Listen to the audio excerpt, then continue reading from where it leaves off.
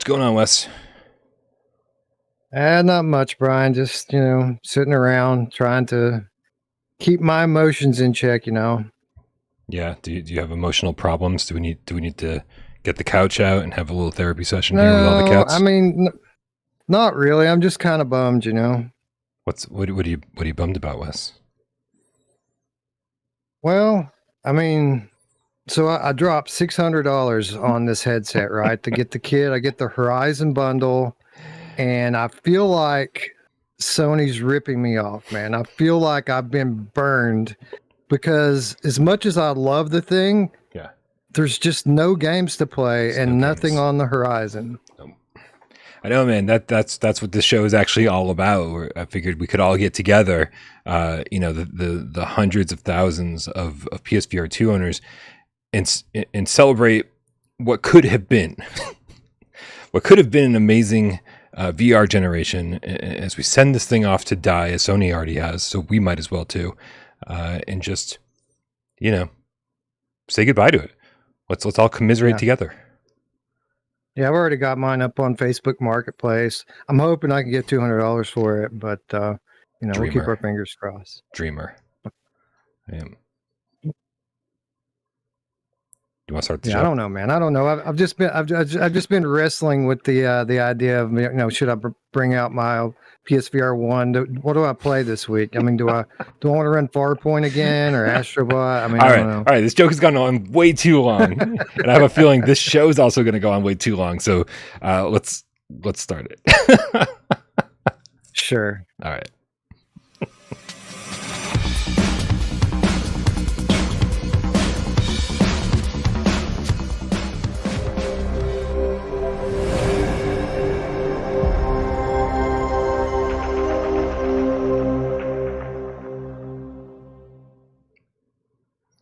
This is PSVR Gamescast Live. We film live every single Monday, Wednesday, and 2 Wise Friday right here on Without Parole. We do it live 6 p.m. Eastern on YouTube for your viewing pleasure. But if you don't like looking at us, we get it.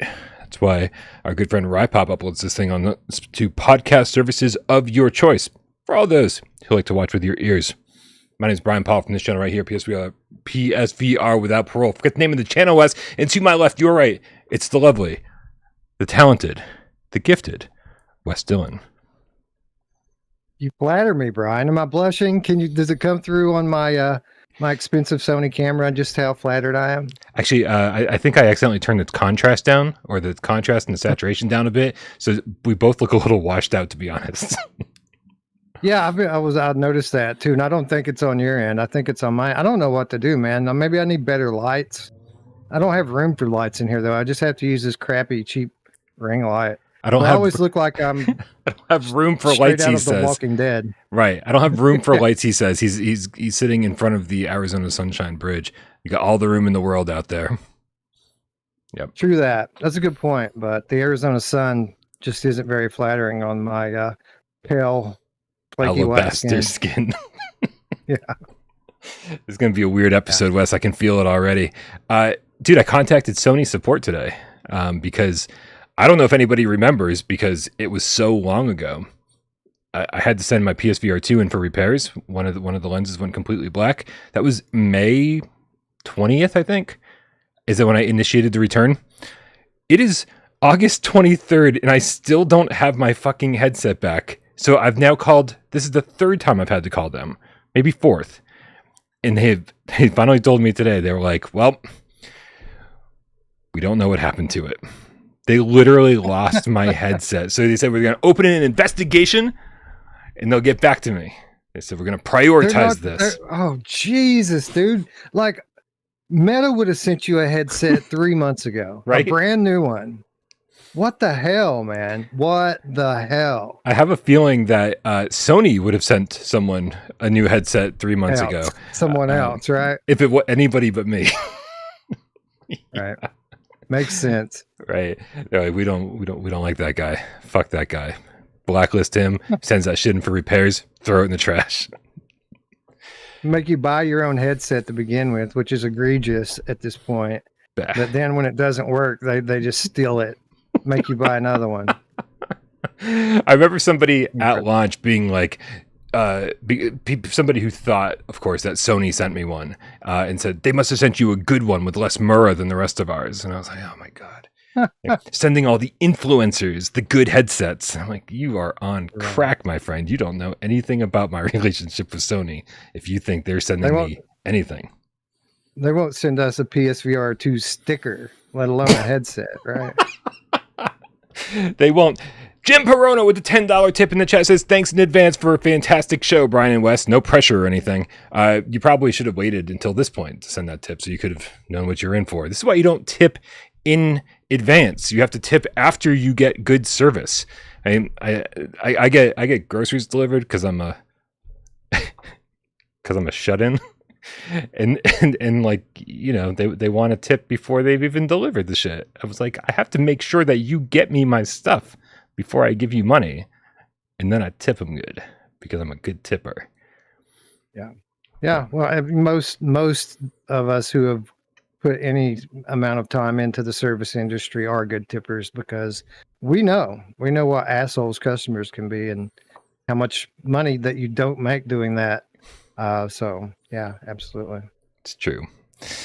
Mr. Tortoise says no pre-ordering the tips. Yeah, I mean, I guess you guys should just save everything till the end of the show and then decide if you thought it was a good show or not, and then, you know, at your discretion. You know, Jim Perona knows what's up, though. He's been around. He knows what he's in for. Hell yeah. You ever heard him play guitar? A little bit, yeah. He put some videos up on our Discord once.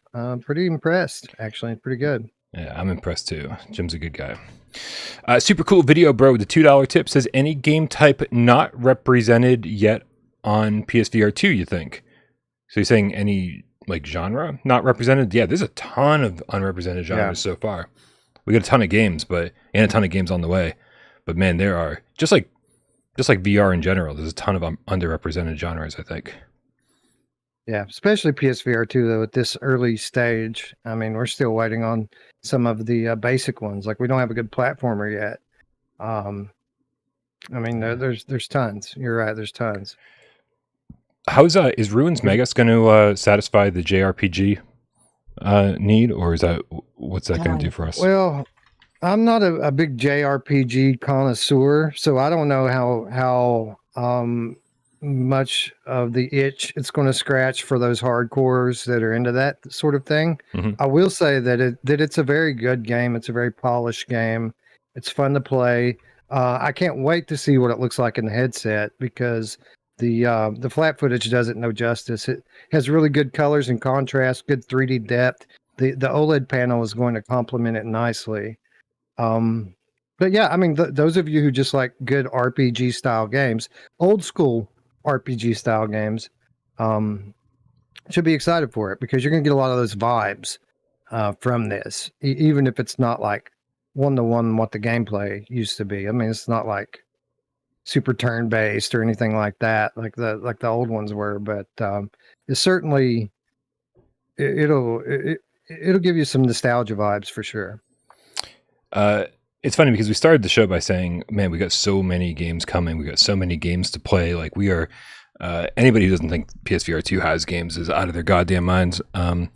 But in reference to the tip we're talking about, it's funny because one of the things you're going to laugh at me. You really are. One of the things I'm most looking forward to is the Galaxy Kart patch that's coming.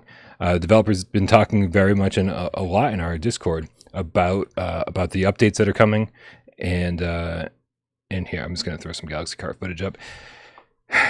You know, we got 2 new tracks coming. They're claiming that there's going to be like 15 or 16 by the end of the year, which is insane, right? That's like a crazy number. So they must have a ton of tracks in the works. The update that's coming within the next 2 weeks is going to fix the in-game voice chat, so we'll have that. It's going to give us wheel support, and then the 2 new tracks. And so, dude, I mean, I love kart racers, and I love kart racers in VR. So it's so weird that we have all of these kind of high-profile games to look forward to. And the thing that's just kind of nagging me in the back of my mind is I really fucking hope I find time to play Galaxy Kart when that patch goes live because I'm excited for it. I want an excuse to use my racing rig again, man. It's going to be so much fun. Yeah. One hand on the wheel. I mean, one hand wielding weapons. That's awesome. That's awesome. I hope it's good. I'm glad I didn't play it yet. Like I still haven't played it. I haven't booted it up yet. So I'm glad. I think maybe that's the way to go with most of these games now. I'm coming to realize that when they launch, you should wait 6 months and then play them. Yeah, I mean, yeah, if we didn't do the thing we did or do for a living, I think I would have to convince myself to just do exactly that. Wait 6 months before I play anything. Which brings us to our first news story, Wes. If you guys follow Incubo or Green Hell VR on Twitter, then you might have noticed that they did put up a list of all the things that they are aware of. They reached out and thanked the community for being vocal about all of the issues that the games had. And so they said we're going to be focused on these three things along with some bug patches, boosting the resolution, improving the controls, and enhancing the haptics. Now they didn't say when these patches will go live. I get the impression from this, Wes, that it likely will not be one big patch. That it seems like they're just going to sort of fix these things and release the patches as they go. That's good. But I'm excited. Better, I think. Yeah, for sure. Well, I mean, I'm kind of excited. I'm excited for people. Like I finished Green Hell the day before yesterday. Like I'm done with it now. So kind of sucks for me, but that I'm not going to get to play the good version when it finally makes its way. But I'm glad for all those people that were just fucking offended at the state of this port. Yeah. That they are going to get it fixed, because quite frankly, I wasn't sure that they ever would. Incubo are one of these studios that are kind of like super massive, and they put a game out and then they're done with it, right? Yeah. So the fact that, like Supermassive, they're deciding that they're going to go back and kind of fix some of the problems is a welcome change to the status quo for them. So I commend them for facing the massive wave of criticism and doing something about it. Yeah. Me too. I really did enjoy this. There were a couple bugs that got in my way, a couple audio issues that really bothered me. But man, like I'd say the first 80-90% of the game, I was kind of in love with. I loved the crafting. I loved that sense of discovery. I liked figuring things out. I liked just feeling like everything in the jungle was out to get me. And then eventually being like, I can probably survive this thing. The fortunate thing is that I've only played the default difficulty level. I don't know if it's King of the Jungle or Welcome to the Jungle or whatever the hell they called it. But I'll be excited to go back and play this on the hardest difficulty level once they've updated all of this. And I think it'll be fun to go back and give myself a new challenge. Yeah, I enjoyed it quite a bit myself. I mean, the fact that I put 17 hours into finishing this game is pretty indicative of how much fun I had in it, because I typically don't spend that much time on any game. Is that just the campaign? Mm-hmm. Just played on the default difficulty? Yep. Welcome to the jungle, baby. Damn, you're gonna die. Yeah, it took me that long. We talk all the time about how like you take your time with games and I take my time with games. If the game says go right, we go left, right? But I think this really exemplifies just how much more you do that than I do, because I think, I think I finished this in like 12 hours, but an hour of that was dealing with a game-breaking bug. And I really thought that I had taken my time with that. 17 hours, that's amazing. I love it. I was very careful. I didn't die that much. I only died, I don't know. I didn't count, but it could have been 4, 5, 6 times, like through the whole thing. So before I would move on from any area, I would make sure I had enough food and supplies to do me for another day. And I made sure I kept everything, in pretty good shape. So it takes time to do that. And I took my time to do that. I do wish there had been, I was expecting more people in it, toward the end. You do make contact, but I don't want to spoil it too much, but I was expecting more out of that. 100%. Yeah. Like the original version of my review, went into much more detail about that until I realized it was likely a spoiler, right? Because the thing that excited me about this while I was playing it was I wonder what's around the next corner, and then very frequently there was something fucking weird around the next corner. You're like, what is that doing here? And then they just kind of say, well, that's enough of that. We're like, oh, okay. Yeah. So I feel like this is a game that one day will deserve a Why We Love episode, because there's so many things I'd like to talk about that I just can't because I don't want to spoil it for people. But with the kind of different ways that the ending can go and things that the game kind of points you in the direction of doing that you probably shouldn't do. There's a lot. There's a lot to kind of unpack with it. But, on one hand, I wish there had been more people. But on the other hand, given the way the story turns out, I'm surprised that we saw any people. Like, those must be the toughest sons of bitches on earth that they're even there. You know what I mean? I'm assuming you get the bad ending because there's obviously. Oh yeah. I got the bad ending. I did look up and watch the good ending though, because I decided I wasn't going to go back and do it all again. Yeah. Even though I did have the good sense to keep a save from the, I don't know, I don't want to spoil it too much, but I kept a save at the perfect spot if I wanted to just pick up from that save and get the good ending. Like, I could have done that. It would have taken me probably an hour and I could have done it.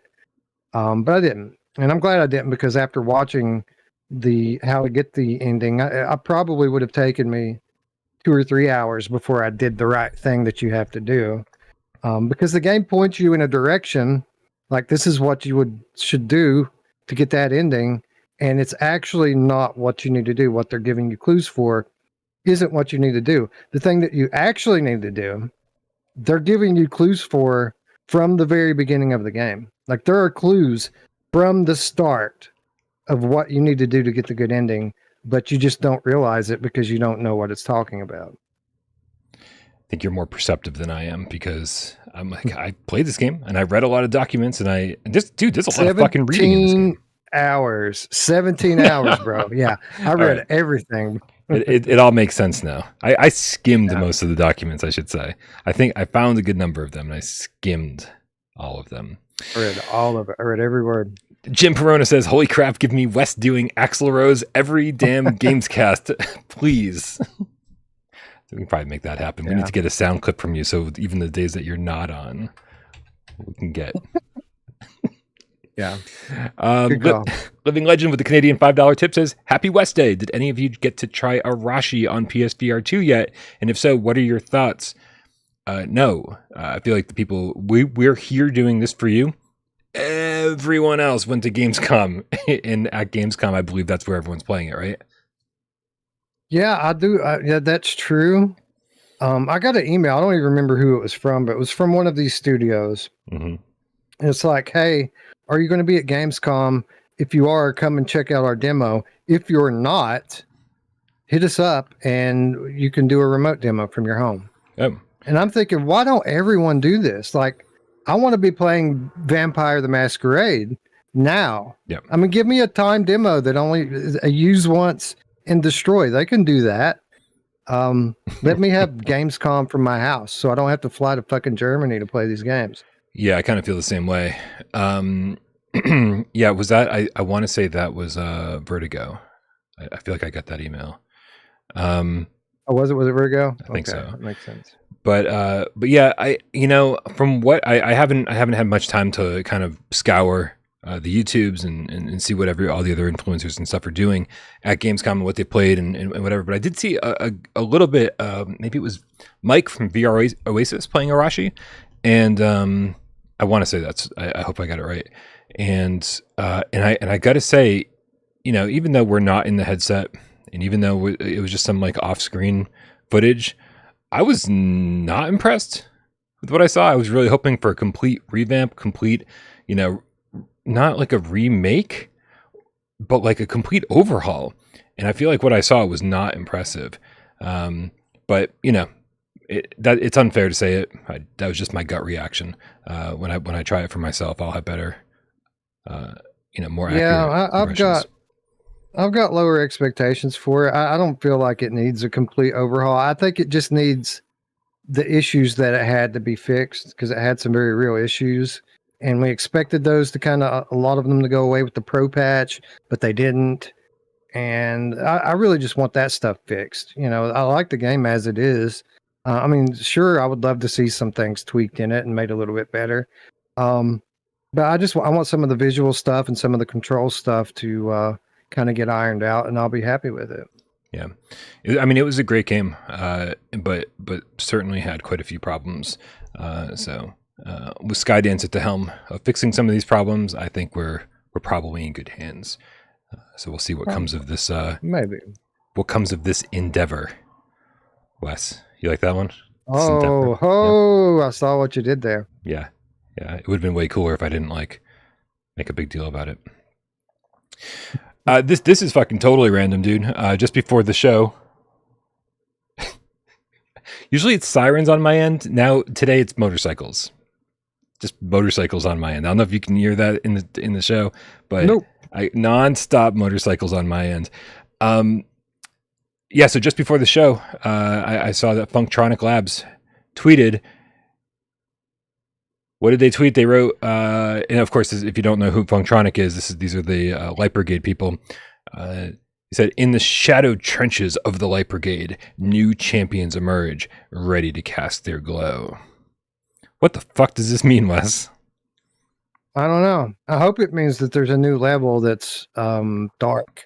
I hope there's a dark level where you have sources of ambient light and, you know, maybe glowy enemies and this sort of thing, glowy flora that kind of light the way. But I don't know. I couldn't tell you. This could be a new game mode. Could be anything. I have no idea what this is. Yeah. My first thought was that, you know, it says new champions emerge. This is a game that's very class based. You know, once you beat it with a class and you unlock another class, and you just kind of keep playing through the game in different ways, with different characters and different abilities and different weapons. And it does feel like a very different game every time you play through with a different class. And so I feel like my guess would be like if they wanted to extend the gameplay, if they wanted to give people who already like beat it and platinumed it something more to do, the easiest thing would be to give them a new class, you know, rather than more levels, more content. But God, I would absolutely love some more levels in this game too. Yeah, I've been thinking this a lot lately, actually, because it's such a great game. But I mean, a lot of the criticism of Synapse is true about the Light Brigade as well. It's got 3 levels. You know what I mean? It's got 3 levels. And I mean that's oversimplifying a bit because each level has like 3 or 4 stages in it. So I mean, really, it's got like 9 or 12 or whatever. But it's got 3 different environments, so to speak, and 3 different boss fights, and then that's the game. I would like it to have twice that many. You know what I mean? Yeah. This is such a great game. But I want more content from it. I don't want a new class. I didn't play through all the classes that are there. I want more levels. I want more bosses, more enemies. I mean, yeah, I haven't played through all the classes either. Once I have, then I will have a review on the channel. Holy, and dude, I've been working on this VR lens review because I got all these prescription VR lenses from like Hans and VR Rock and Real Optics, and one of the things that they do, one of the drawbacks is that they will really screw up your height in the games. Some of them will and some of them won't. And so I went through and I just started testing games, seeing which games are affected by these prescription lenses. And like, you know, because Synapse was the first one I noticed it in. And so that was kind of my go-to to make, you know, to see if these lenses were causing this or not.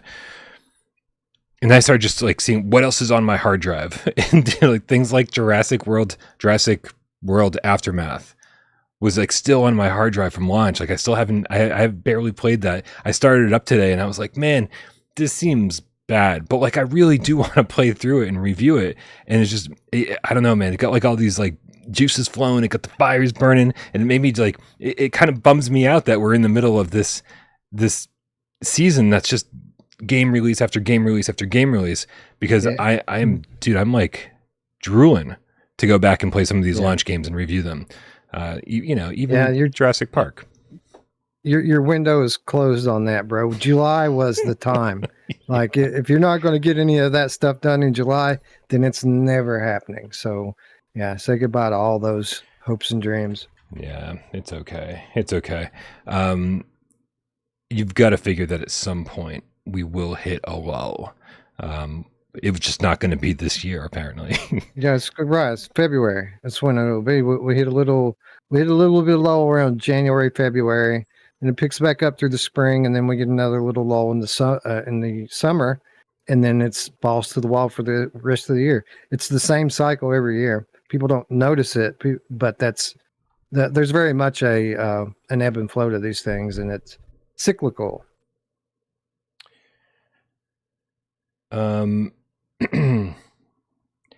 Gabriel in the chat is asking if it was better with lenses or worse in general. If you have a slight prescription, like if you have any kind of prescription, I recommend getting VR lenses. And spoilers for the 409 people watching now, you don't have to wait for my review to hopefully come out tomorrow. We'll see how this all goes down, especially with Firewall and shit. We're going to be busy. It's strange. The only lenses that I tested that didn't cause height problems in games, the VR Rocks, which is they're one of the cheaper options. But they clip on and they attach firmly. They're also magnetic, like the Real Optics ones, so you can kind of pop them off and pop them back on. If you've got other people in your house that have different prescriptions, makes it nice and easy. So even though they're one of the cheaper options, they're actually the best option all around. So that's spoiler. That's kind of crazy. I would have guessed that the Real Optics would have been the one. You know, the VR Rock people have been contacting me for probably 18 months trying to get me to try their things, but I don't need them. Like, I can't review these because I don't need them. But with that said, I'm glad to hear that they're legit because I'd never heard of them before. I was like, VR Rock, what's that? Like, is this a scam? It might be a scam. Right. So I'm glad to hear it's not, and I'm glad to hear that they have a quality product. But I don't need them. Although I will say this, even though I don't need prescription inserts, playing Green Hell VR made me feel like I had bifocals on. Get it? Because there's a line right in the halfway through the screen. Okay, yeah. I'm really slow. Yeah. So, but yeah, real optics for sure. Like, I mean, they just ooze quality from the case they come in to like the plastic that they use to the way that they slide on. Like, everything feels like it was like just perfectly crafted. And then they ran into this problem that no one could have anticipated. It doesn't happen with all games. It happens with like some games. Weird. So it's very weird. And you know, talking to them over there at Real Optics, they're like, yeah, we don't know. Like, maybe it's on the programming side. We don't understand how this could be happening. I'm like, well, that makes all of us, because sliding a little piece of plastic over your lenses should not be affecting your height in game. Anyway, we got Professor Lilith in the chat with the $5 tip. Says, hey, Game Cats. Hey, Lilith. This week's Sunday multiplayer is now posted in the Discord. Choose from Zenith, Synth Riders, and Firewall Ultra. Gee, I wonder which one's gonna win, Wes. Starts at 2 p.m. Eastern.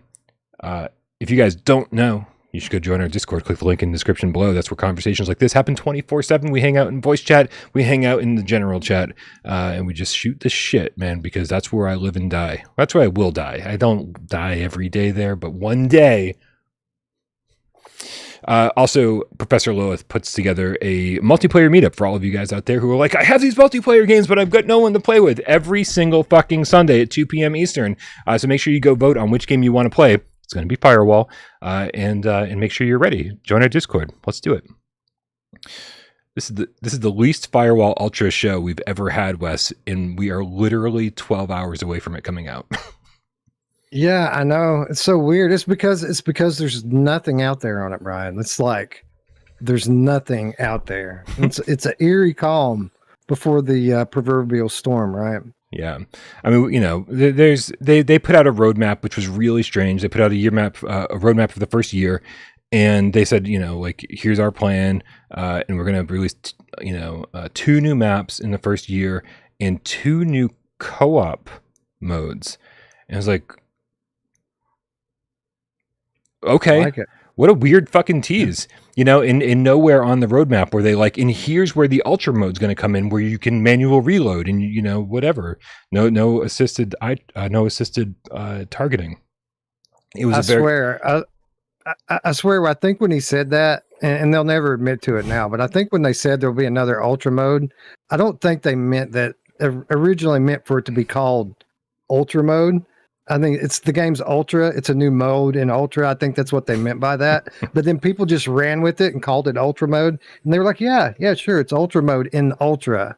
Sure. Yeah, that makes a lot of sense. But no, they haven't mentioned when that manual reloading mode is coming in, but I got to imagine one of the two modes that they're advertising here is going to somehow be involved with that, if not both of them. Yeah.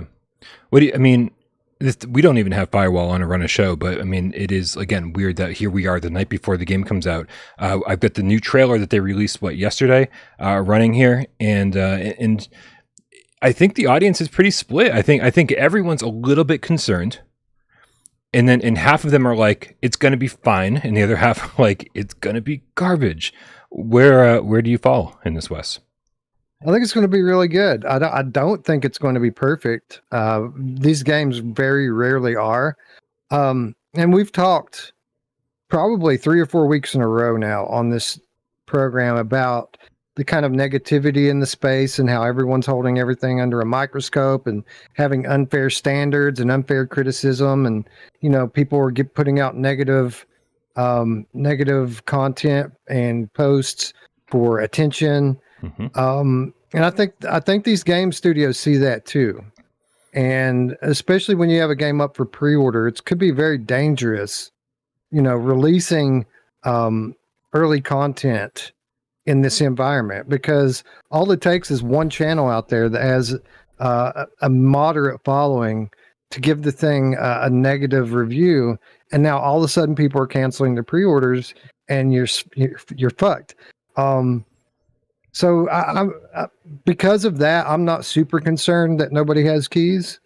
I don't think that it's going to be perfect. I do think there will be issues with it, probably, but I don't expect it to be anything groundbreaking. I think it's going to be a great game, and I'll be playing it tonight as soon as the ticker reaches 0.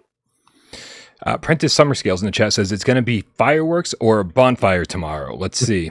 And the funny thing is pitchforks. I think people will make of it what they want to make of it, right? I think people who are ready to crucify this game will take any flaw and run with it and be like, "This is the worst fucking game ever made." And then the people who were very much looking forward to have fun with it will be able to overlook some of its downfalls. And I don't think anyone here should be under the impression that this game is going to launch and it's going to be perfect, that there's not going to be any bugs, there's not going to be any issues. Dude, it's fucking day one.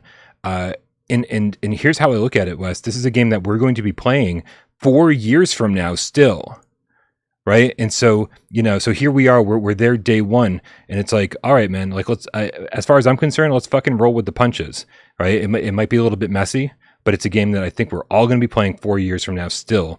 And so, like, let's roll with it a little bit. But yeah, give it a minute, right? Just give it a minute. Yeah, absolutely.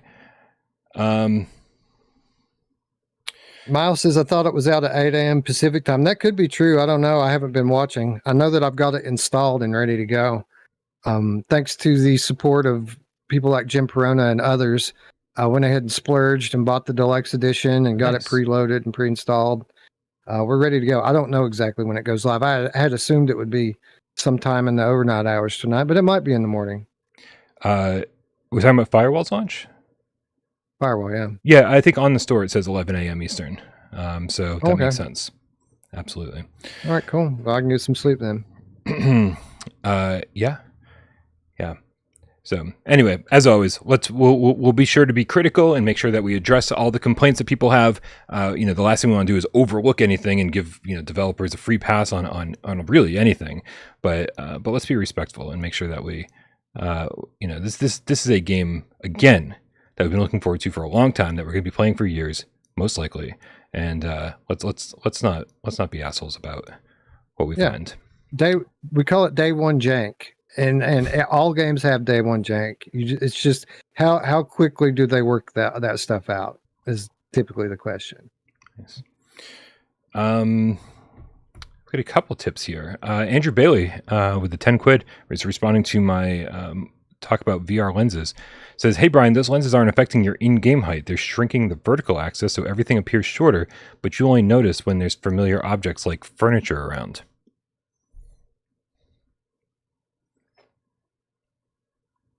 Maybe it's one of those weird things, Bryan. Like, remember when Doom 3 came out on PSVR and everything was out of scale, but for some reason, if you adjusted the IPD manually, you could make everything scale up the way it needed to be. Maybe it's something weird like that, where it's not the actual like floor setting that's being changed in the thing, but rather just your perception of where the floor is that's changing.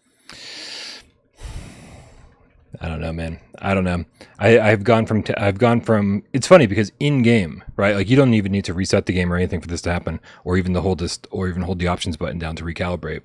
You can have the lenses in, be really short, and then take off the headset, boom, boom, pop off the lenses, put them back on, and then suddenly you're the right height, right? It doesn't. I could be wrong. I will look into what you said, Andrew Bailey, but I have a feeling that is not it, especially since it doesn't happen in every game. It's only happening in certain games. A couple tips about Firewall, and don't you worry. Bonjour, Miller. We will definitely be taking care of your tip after these as well. Unintended Studios with the $5 tip says, those are sirens on my end. Says, I'm excited as hell for it. I just hate using the freehand aiming with rifles. 16.5. I hope it controls more like Resident Evil 8 rather than Pavlov. What's 16.5? Yeah, I don't know. Let me scroll up here and read that. Excited as hell for it. I just hate using freehand aiming with rifles. Oh, 16.5. Yeah, I don't know what the number is, but yeah, I got it. Okay. Explain it to me because I don't get it. I don't know what 16.5 is, but I do know when he's talking about it's when two different. Oh, I get that part. It was the 16.5 is what I don't get. Like, yeah, what is that? I don't either. Unintended Studios, help us the fuck out. We're lost. But yeah, I feel you. Yeah, the two-handed weapons. I mean, that takes some real time to get used to, and still, it's never perfect. I do have a Pro Tube gun stock in the plastic over there. I'm debating whether or not I should finally break it out and try it. The thing is trying to learn a new game at the same time that you're trying to learn how to use a gun stock. Gun stocks are janky as fuck, and it takes a long time to get good at them.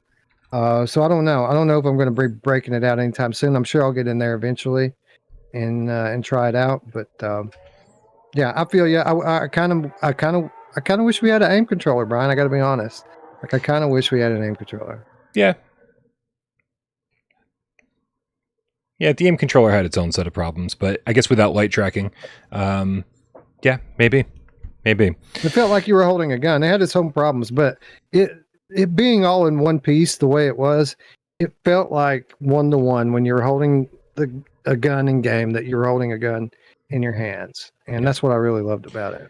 Right. And what I do like about the trailers, what they've shown so far, is that obviously they show you with a pistol, they show you with melee attacks. You've got a knife that you can sneak up on people and use that. If you're trying to use a gun stock or an aim controller, those always get a little bit wonky, right? You got to deviate from what you're doing, what feels comfortable, and then you've got to pull off the controller, or you've got to use the aim controller in a weird way to do a one-handed attack. And even in Firewall, when you were using a pistol, any kind of handgun, it felt so fucking weird to be holding that aim controller in your hands. Oh yeah, right. And so sure. There were drawbacks too. That's why I never used handguns in that game ever. Like the only time I used a handgun is when that was the only ammo I had and I had no choice, but I just avoided it altogether pretty much. And by the way, everyone in the chat knew what 16.5 meant. And it was that there's 16 and a half more hours till Firewall comes out. I said 12 more hours. Yeah. I don't know how I missed that. Thank you, everybody. And Sergeant Frosty with the $2 tip says 13.45 hours till Ultra drops. Thank you. That's why I was confused. I was like, 16.5, it's not that long. Like, it's more like 16.4 and a half. Man, Bear, Pig, Game Cat with the $2 tip. This is a question maybe you can answer, Wes. What does the deluxe version of Ultra come with?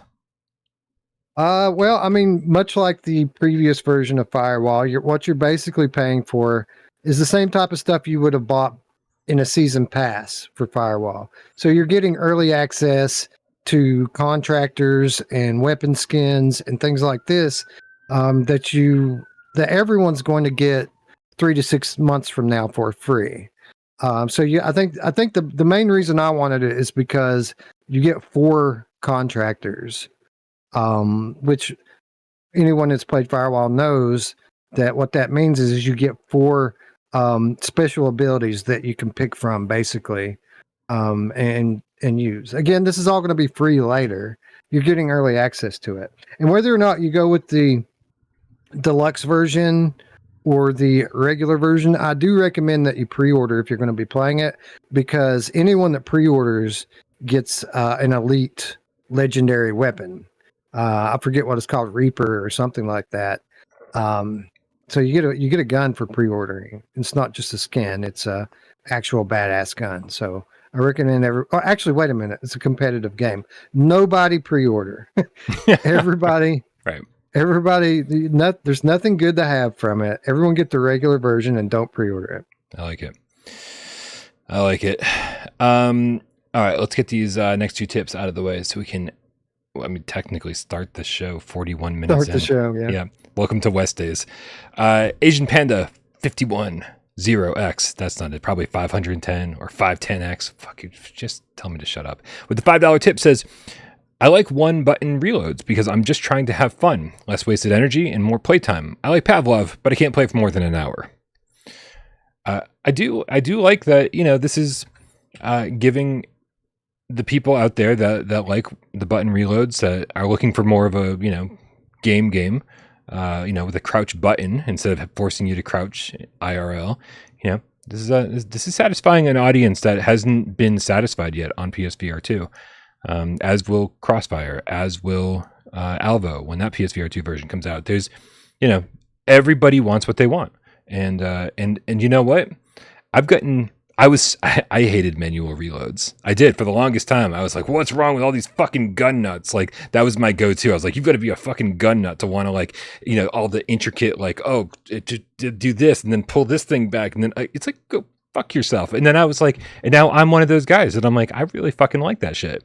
Right. And I'm like, cause it adds to the immersion, and it's just one more thing that you and all the people you're playing against have to micromanage and be like, well, you got to worry about how many more shots you have before you're fucking screwed. Right. And you need to go find some place to hide for 2 seconds while you reload. Right. This is just a little bit different. And I like a little bit different, man. I don't like every game to be the same. Yeah, I agree. It does vary from game to game, just how impactful it is. And there are people who are passionate on both sides of this. Some people really love the manual reload. Some people hate it and want to do just button press. And typically when you talk to studios about it, their position is they don't want to put anyone at a competitive disadvantage. Yeah. My kind of, come back to that is that how much of a disadvantage that is actually depends on the game. For example, a fast-paced shooter like Pavlov, having a difference in the kind of the reload mechanic could create in a firefight an advantage for one side or the other. But in a game like Firewall, that's more slow-paced, deliberate, and team-based, I don't think that difference in that half a second to a second difference in reload time is going to make or break anybody most of the time. And regardless of which type of game you're talking about, whether it be fast-paced or slow-paced, everyone goes in with the knowledge ahead of time, which one's better for them. So if somebody wants to take that hit and put an extra second on their reload time because they're more comfortable playing that way, then it should absolutely be an option, I feel like. So I'm glad that the option is coming to Firewall. I'm glad that Alvo, that you brought up, put in options for people who like playing both ways. I typically always tend to be in favor of options for the gamers. Let people play the way they want to play. Yeah, I agree. I absolutely agree. And I think there's absolutely room for those options to be in Firewall. I think that we've said it numerous times. The fairest way would be to make the reload, the auto reload, just happen a little bit slower than you could do it manually. So you can do that if you don't want to be distracted, but there is a benefit to putting in the work. But that's whatever. That's for what it's worth, people typically assume that manual reloading takes longer than auto reload. But the truth of the matter is that the highly competitive players that play every day, they're faster with manual reloading than people are with button press. Right. Like the advantage is actually reverse of what most people would assume. Right. In time, once you've acclimated to it, and so maybe that does create an unfair advantage. You want everybody to be on the same playing field so that even these advanced players who are playing against relative noobs get good. Get good. Get good. The Wolf Craze with the $50 tip says, been a while since the last donation, so here you go. Thank you very much, Wolf Craze. Pizza is on you tonight. Really appreciate you stopping by, hooking it up. Nice. Thank you. For reals. Magnum Gaming, I swear I'm getting to all the tips are all out of order. My apologies. So if you tipped, I'm getting to it. I promise. Magnum Gaming with the $5 tip. What are you doing? Where are you? I see Tornado's tail like just in the stacks of games back there, but I can't see the rest of her. It's just his tail going crazy. So she's fucking something up back there. Magnum Gaming with the $5 tip says, I don't like how Firewall Ultra changes to a scope screen, unlike Pavlov, which allows you to adjust the scope distance, allowing outside of scope view. Yeah, I didn't even notice that. I don't like that either. I haven't played it yet. I don't know. Yeah. I agree though. It's always cool when you can like actually look down the scope and it doesn't have to go to some other screen. Alejandro D. Catalergic Gamecat with the $5 tip says, off topic. Well, that's a perfect segue to get off this topic. I saw the trailer for Sprawl and thought it was lo-fi. I was losing my shit. P.S. I thought there was no games for PSVR2. Yeah, there's no Sprawl. games for PSVR2. Are you Sprawl? Well, I just downloaded a trailer while we were shooting the shit here, so let me bring it up and we can see what Alejandro is I can't see about. your screen, but I'm going to look it up for myself. Okay, it's the one that's called Sprawl launch teaser from a month ago. I'm going to go full screen. Wow, how did this get by me? From a month ago? Is this VR? Can't be. No, it looks too good to be VR. It's a thing that nobody wants to say. I mean, games. I love the movement here. Like, lots of jumping and shooting in midair, bullet time stuff while you're, has a little bit of a Sirento feel. They put a trailer out today. Oh. So, yeah. Okay. Yeah, it doesn't look like it's VR. It's by Epic. Only has Steam listing. All right.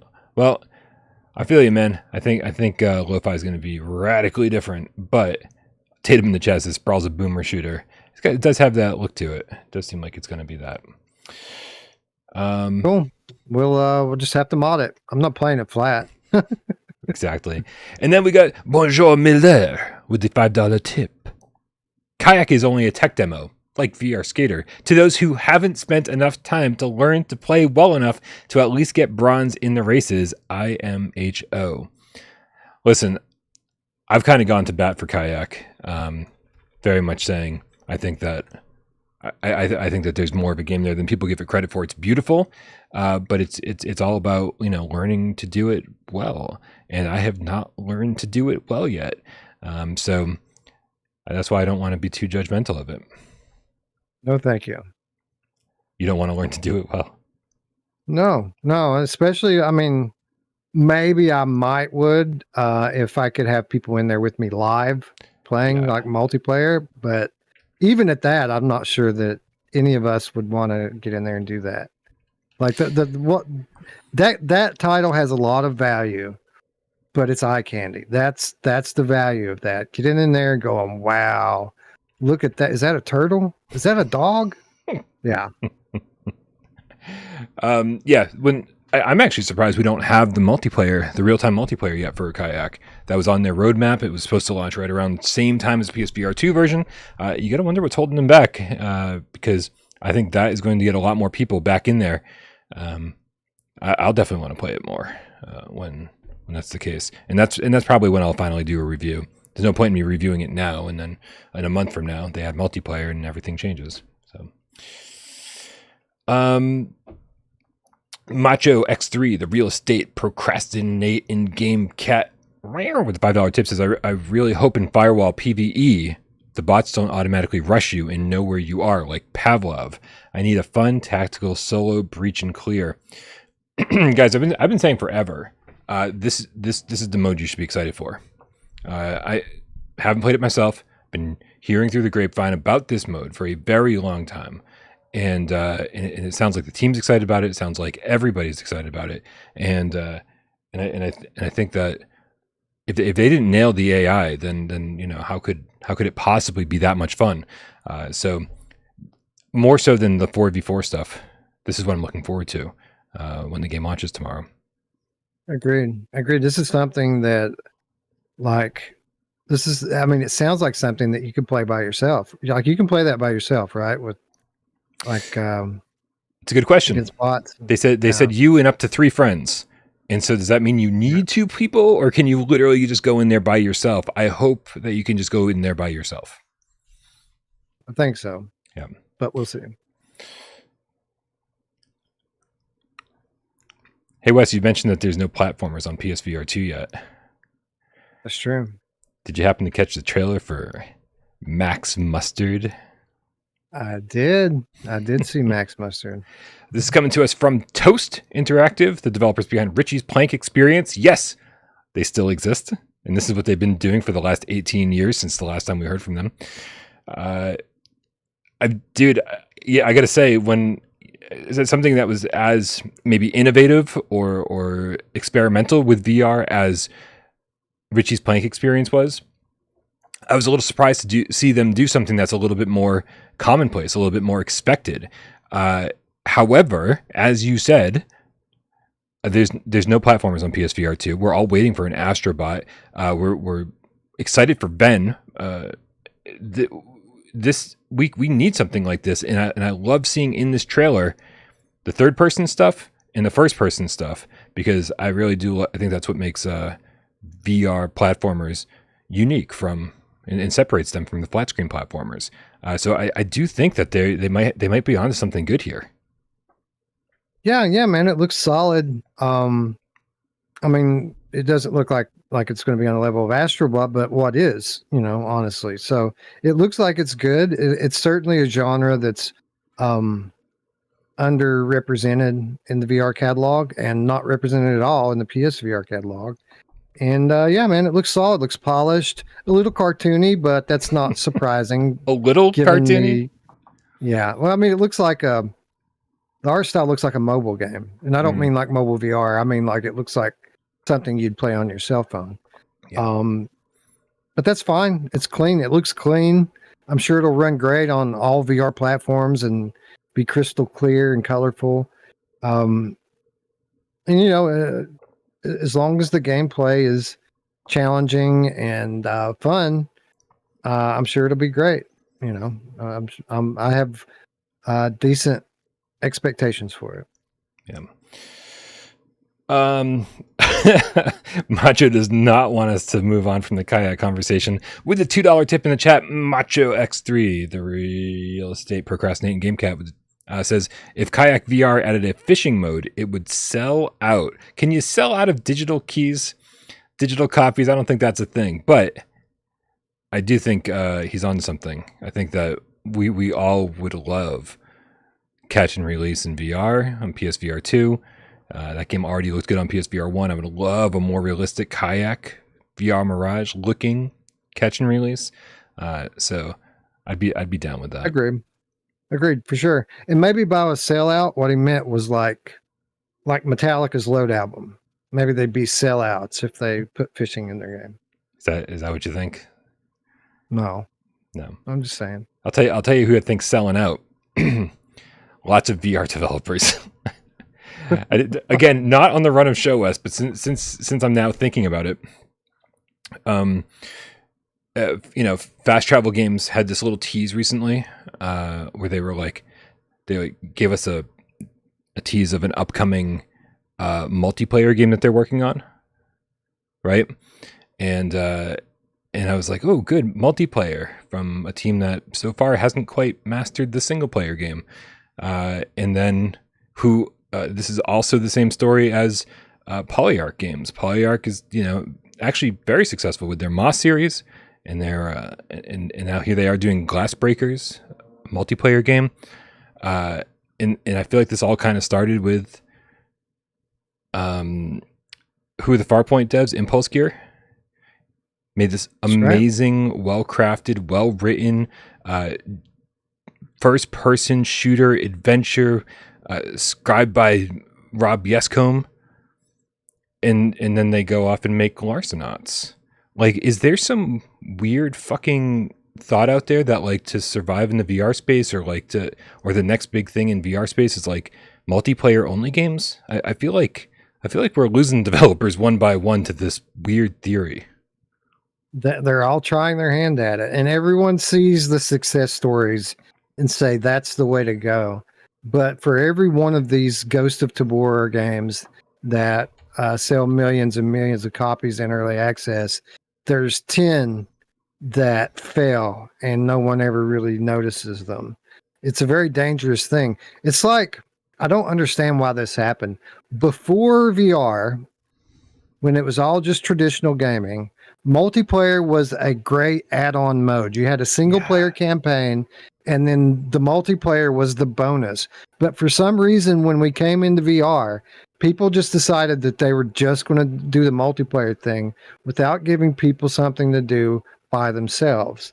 And I think that that's been the kind of the downfall of a lot of these games, is because they're not offering enough to players. And I don't care what you price it at. It's not just about the pricing. It's about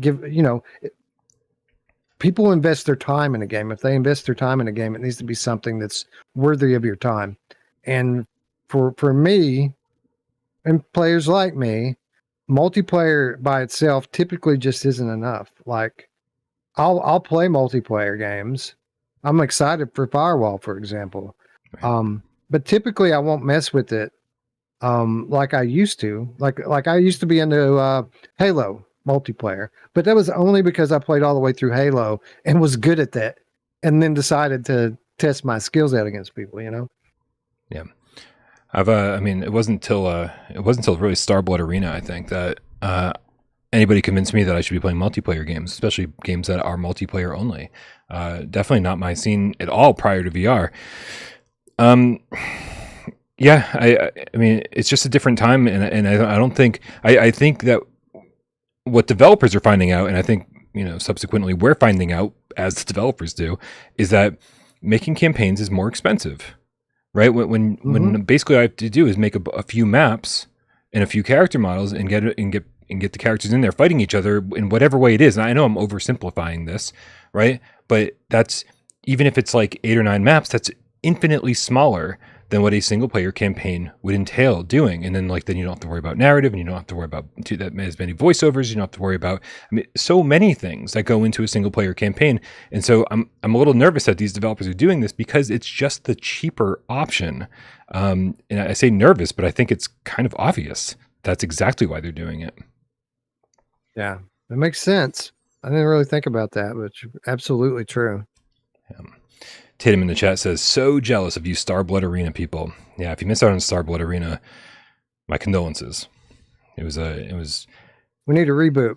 We need a reboot on PSVR2. They could make it better, Bryan. We could build him again. We could make him better, faster. You want to know a secret? Yes, please. I'll tell you after the show. I can't tell all these people. Yeah. Please don't read into that and think that like Starblood Arena is getting a rebooter that's coming. Yeah, but we'll talk after the show. There'll be 5 articles out tomorrow, Bryan. Yep. That is learned our lesson. Bonjour, Miller, with the $5 tip says, my point, Wes, I'm going to try to say it like him because I have no idea what this is actually going to say, is that it's more than eye candy. Also, when you race, he's still on about Kayak. Also, when you race, possibly ghost like Mario Kart, are there too. It's like bicycling with your hands. Mm-hmm. I'm aware. I am aware. I did try it, just not for me. Because if you want everyone to fall in love with Kayak, you need to make it more like Mario Kart. And then give us turtle shells or whatever. We need things to kill our opponents with. This is video games. We need guns. I'm just kidding. But yeah. Anytime someone goes, "Oh, we're making it like Mario Kart," I'm like, make it more like Mario Kart. Yeah. I don't know what we're fucking talking about anymore. But I feel like we should probably move on to what the headline of the video in the thumbnail talks about release dates for fucking tons of new PSVR2 games, tons of new release dates, tons of new trailers. And the first one I want to talk about is Bulletstorm VR. Was this today? Was this yesterday? Everything's running together, Wes. I have no concept of time anymore. Life is just a blur. It's all the day for me, bro. All right. Well, then let's get this trailer up because it's not a long trailer, but I will say that I'm very excited for what they showed here because they're definitely showing some big set pieces. They're showing off some beautiful environments. I didn't play Bulletstorm when it was new on PS3, and I never have. So this is going to be a brand new adventure for me, brand new first-person shooter, and I think it looks great. And I love like this big massive wheel that's like mowing shit down. Like it just, these are things that are more impactful in VR. I think it's a great trailer that sells the game great and then ends with this awesome December 14th release date, which is amazing, Wes, because it's, I think, our first December game. Everything else is like, August, September, October. It's like we're getting pounded in these 3 months. And then finally somebody's like, we're going to let the release calendar breathe a little bit. And we're going to put our game out in December where no other games are coming out. What'd you think of this trailer? I'm cautiously optimistic. I am super excited for the game because I think they picked a perfect game to bring to VR. The big set pieces, all the stuff you just said is true about this. And like you, I have not played it before. I do own it. I have the PS3 disc. I never played it. I just picked it up. It was on a sale, super cheap at GameStop, but I never played it. And I think that this is going to translate very well to VR. I think it's going to be fun. My only kind of concern with it is that this is coming from Incuvo, and given the port that they just brought us for Green Hell, I'm concerned a little bit about it visually. And this trailer doesn't really do much to kind of put that at ease because, one, the small print at the front, game footage captured in engine, which is translation. That means we captured this on PC. And two, if you look at the footage in the trailer, in the distance, you can see all of that flickering and shimmering on social screen footage, mind you. This isn't in the headset, in social screen footage. You can see a lot of the same kind of visual muddiness that Green Hell has on PSVR2. So I'm a little bit concerned that we might have some of that same kind of stuff here. And the fact that it's noticeable in this PC social screen footage, it doesn't do much to put my mind at ease in this regard. I agree with you. I was concerned also when I saw that it was coming from Incuvo. That said, here we are, on the same day that we got the news from Incuvo that they're fixing Green Hell and they're improving the resolution and making, listening to our complaints. It makes me wonder if they say, well, damn, we fucked up with Green Hell. And we know that this isn't going to cut it when we launch Bulletstorm in 4 months. So hopefully this gives them enough time to say, let's make sure that we don't launch Bulletstorm in the same state we did Green Hell, or it's just going to come out and it's going to be low res, and then they'll, a week or two after the Bulletstorm launch, they're going to issue a statement that says, we've heard your complaints. We'll be working on the resolution and all the other complaints you had, and we will let you know when there's a patch. That's a good point, and I do think that that's true. I think after people just kind of honestly gave them a lot of the criticism, the points of the criticism were valid points. The reaction and the kind of overwhelming negative response they got was too much.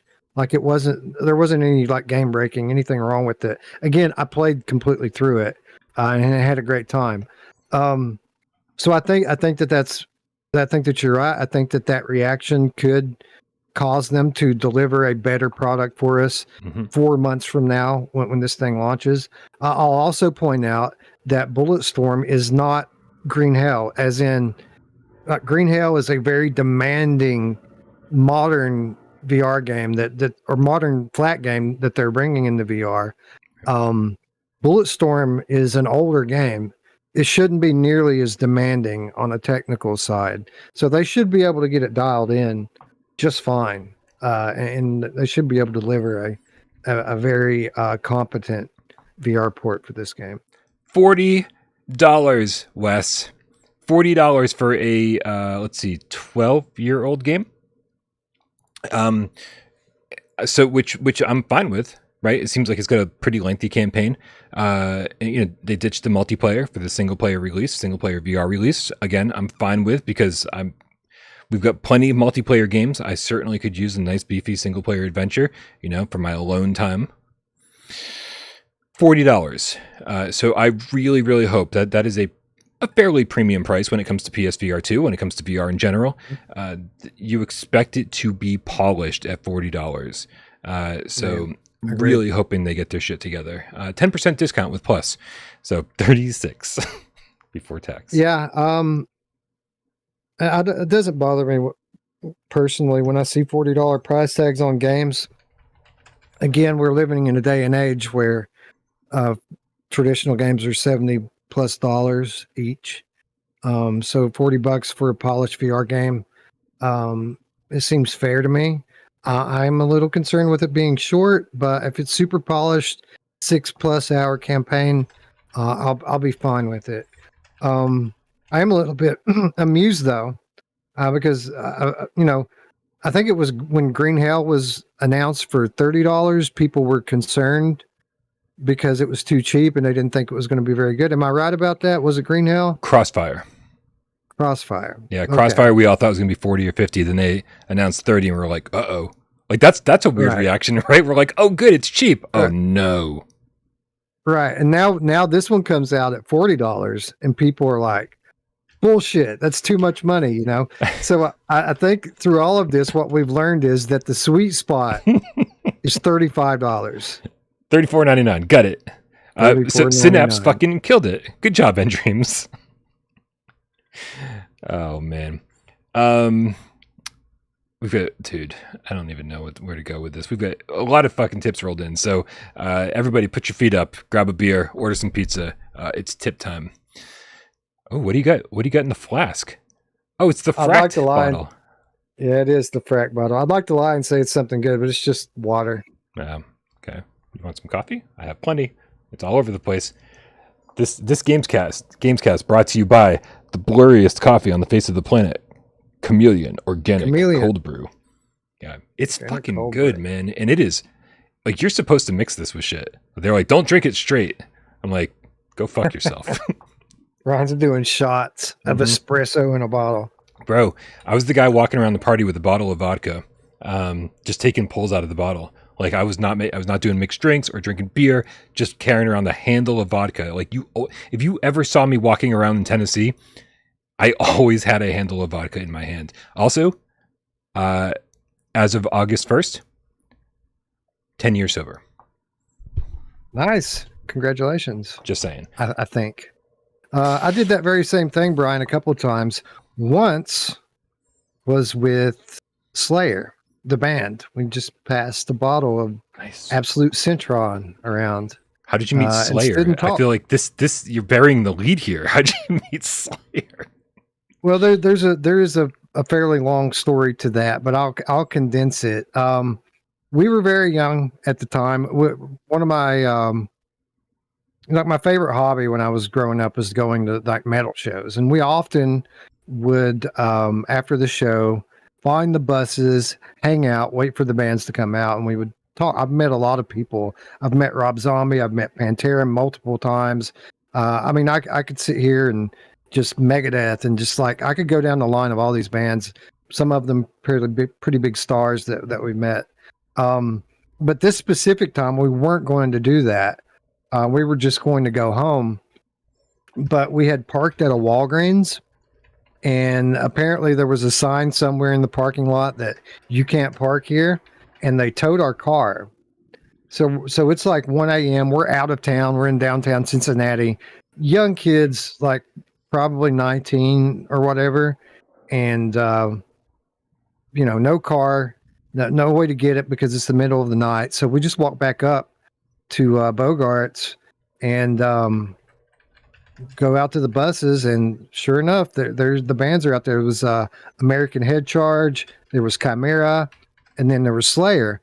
So I sit there, and it was myself, my friend Chris, Jeff Hanneman, and Tom Araya, and we just sit and pass the bottle around. I got to ask him questions about, shooting the Seasons in the Abyss video, and just like, it was a cool experience. And then we had no money and no place to go after that was all over. It's the middle of the night in Cincinnati, and the police ended up dropping us off at a Roach motel. We stayed for like $20. They told us not to go outside, that we might get shot if we go outside, just to stay in until the morning, which we did. And then we got our car and we went home. Amazing. Yeah,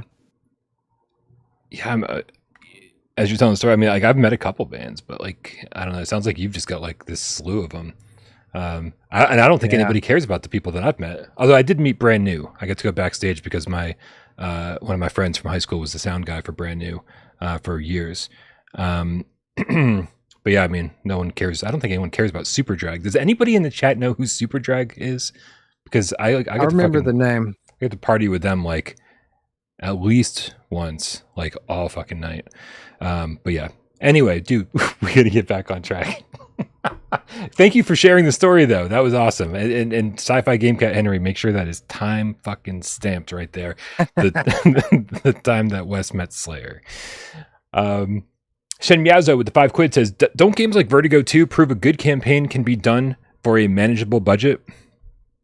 Wes, I'm going to assume something, and maybe you can correct me and tell me if my assumption is correct or not. Vertigo 2 was developed by basically one dude, right?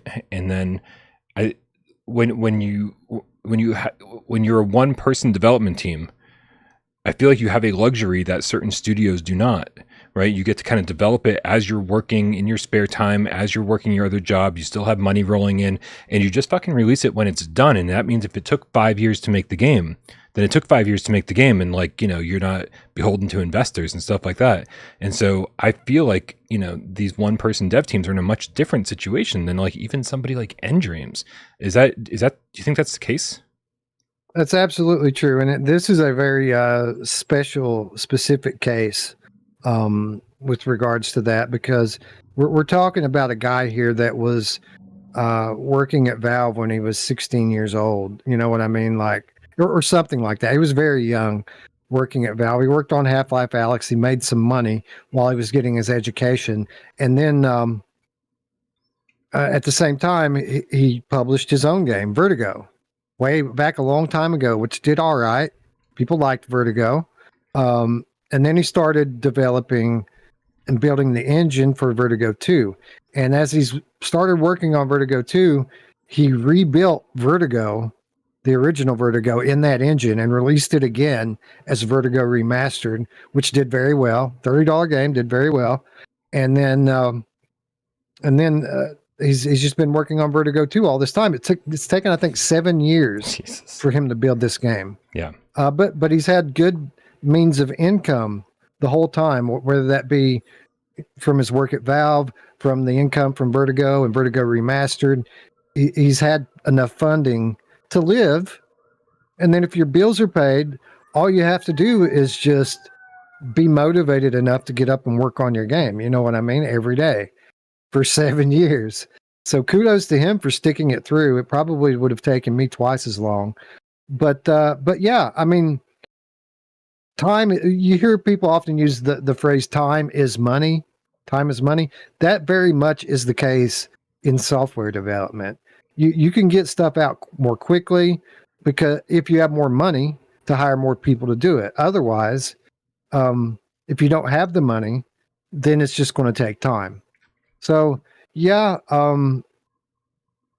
mean, certainly on some level, what he's saying here is true, that these one guy dev teams are proving that it doesn't take much to make a good game. But on the other hand, it does take a lot. It takes a lot of time if you don't have money. Right. I feel like this is the exact same thing we're seeing with lo-fi as well. Why did I just completely forget the dude's name?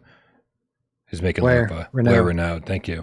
Yeah, I mean, he's been making that game for the better part of 5 years as well, right? And so, he's just going to put it out when it's fucking done. And so, this is why, like, when people give indie developers a hard time or say, oh, another small game, another small dev team, whatever. Like, no, we need this for VR, right? These are people who are willing to put in the time when, even small indie teams aren't willing to put in 5 years and roll the dice and see if they can actually recoup the loss of spending 5 years developing a PSVR2 game or VR game at all. That's a lot of people you've got to pay for 5 years or even a few years. And so I think that's why we've sort of returned to this shorter dev cycle for VR because the returns are lower. And so you see a lot of VR games like, development starts and ends all within a year and a half, 2 years most. So we see a lot of shorter games too. Okay. I've just been copying and pasting tips. So Looper, the Underground Game Cat, says you can kill your opponents in Kayak. Miles proved it.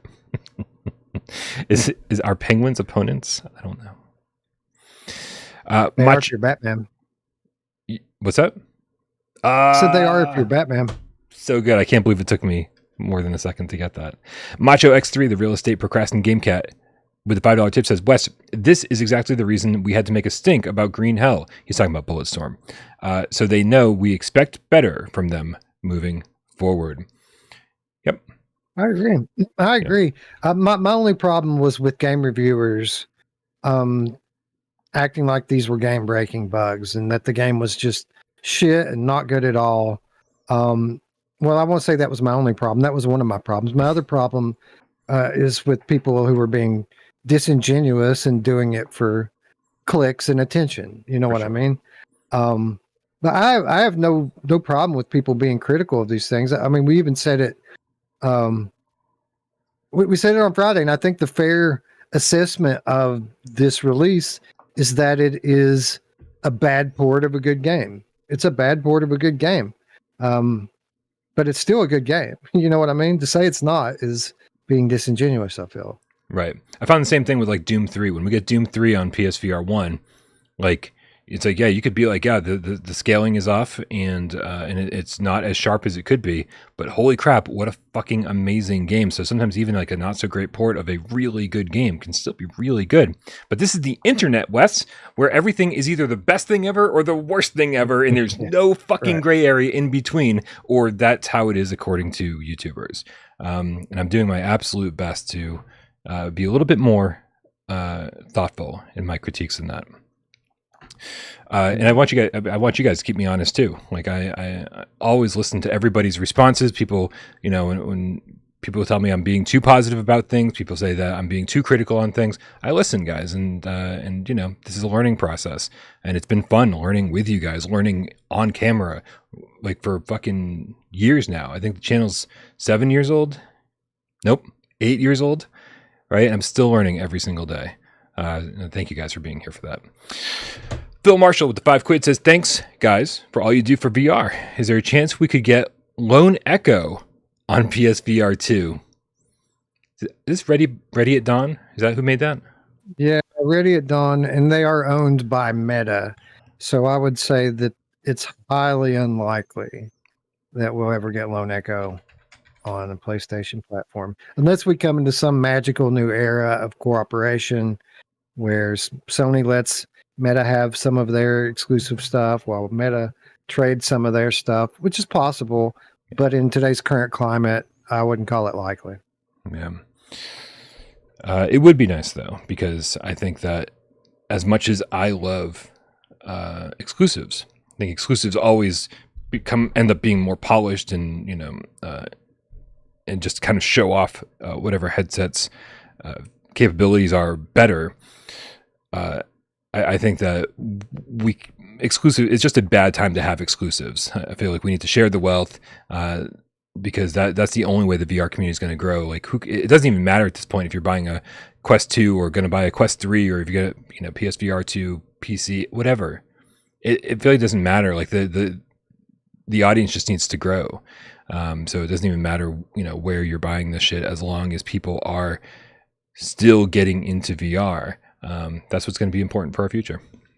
Agreed mostly. I am a big proponent for exclusives, but I agree with the sentiment that there isn't real competition right now. We're all still very much in the we're all going to rise or sink together at this point. Like, VR is VR. It doesn't matter what platform you're playing on.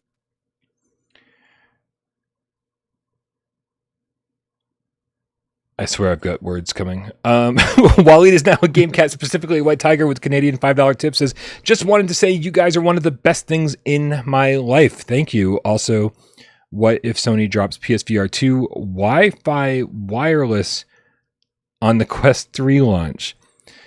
Okay, let's take the first part first, Chuck. Thank you. You guys are the best thing in my life as well. Sure Wes agrees with that statement. Yep. 1,000% agree with that. Oh, well, I mean, my wife might be watching. I mean, my wife and my kids are number one, but you're number two, bro. Thank you. All of you. You guys are number one for me. Just saying. Says, so what if Sony drops PSVR 2 Wi-Fi wireless on the Quest 3 launch? I mean, so here's the problem. That statement implies that Sony cares like at all about competing or just trying to be in that space, and I just don't think that they do.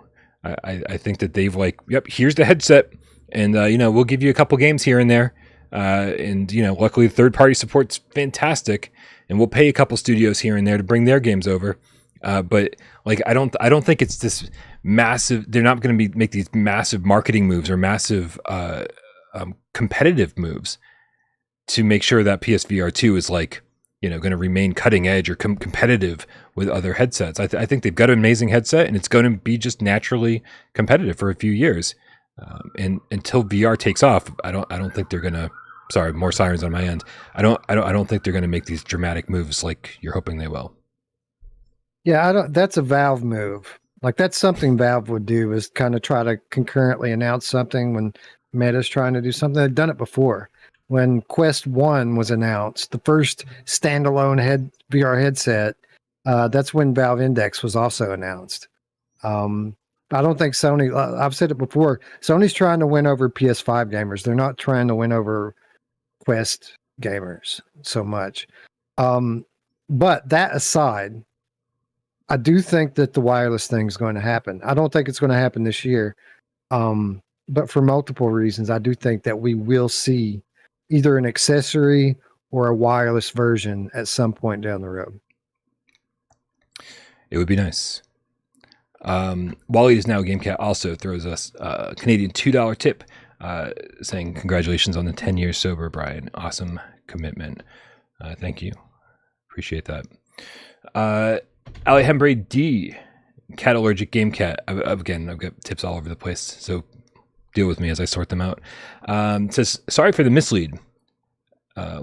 He was on gave us the non-VR game earlier in the show that we watched the trailer for.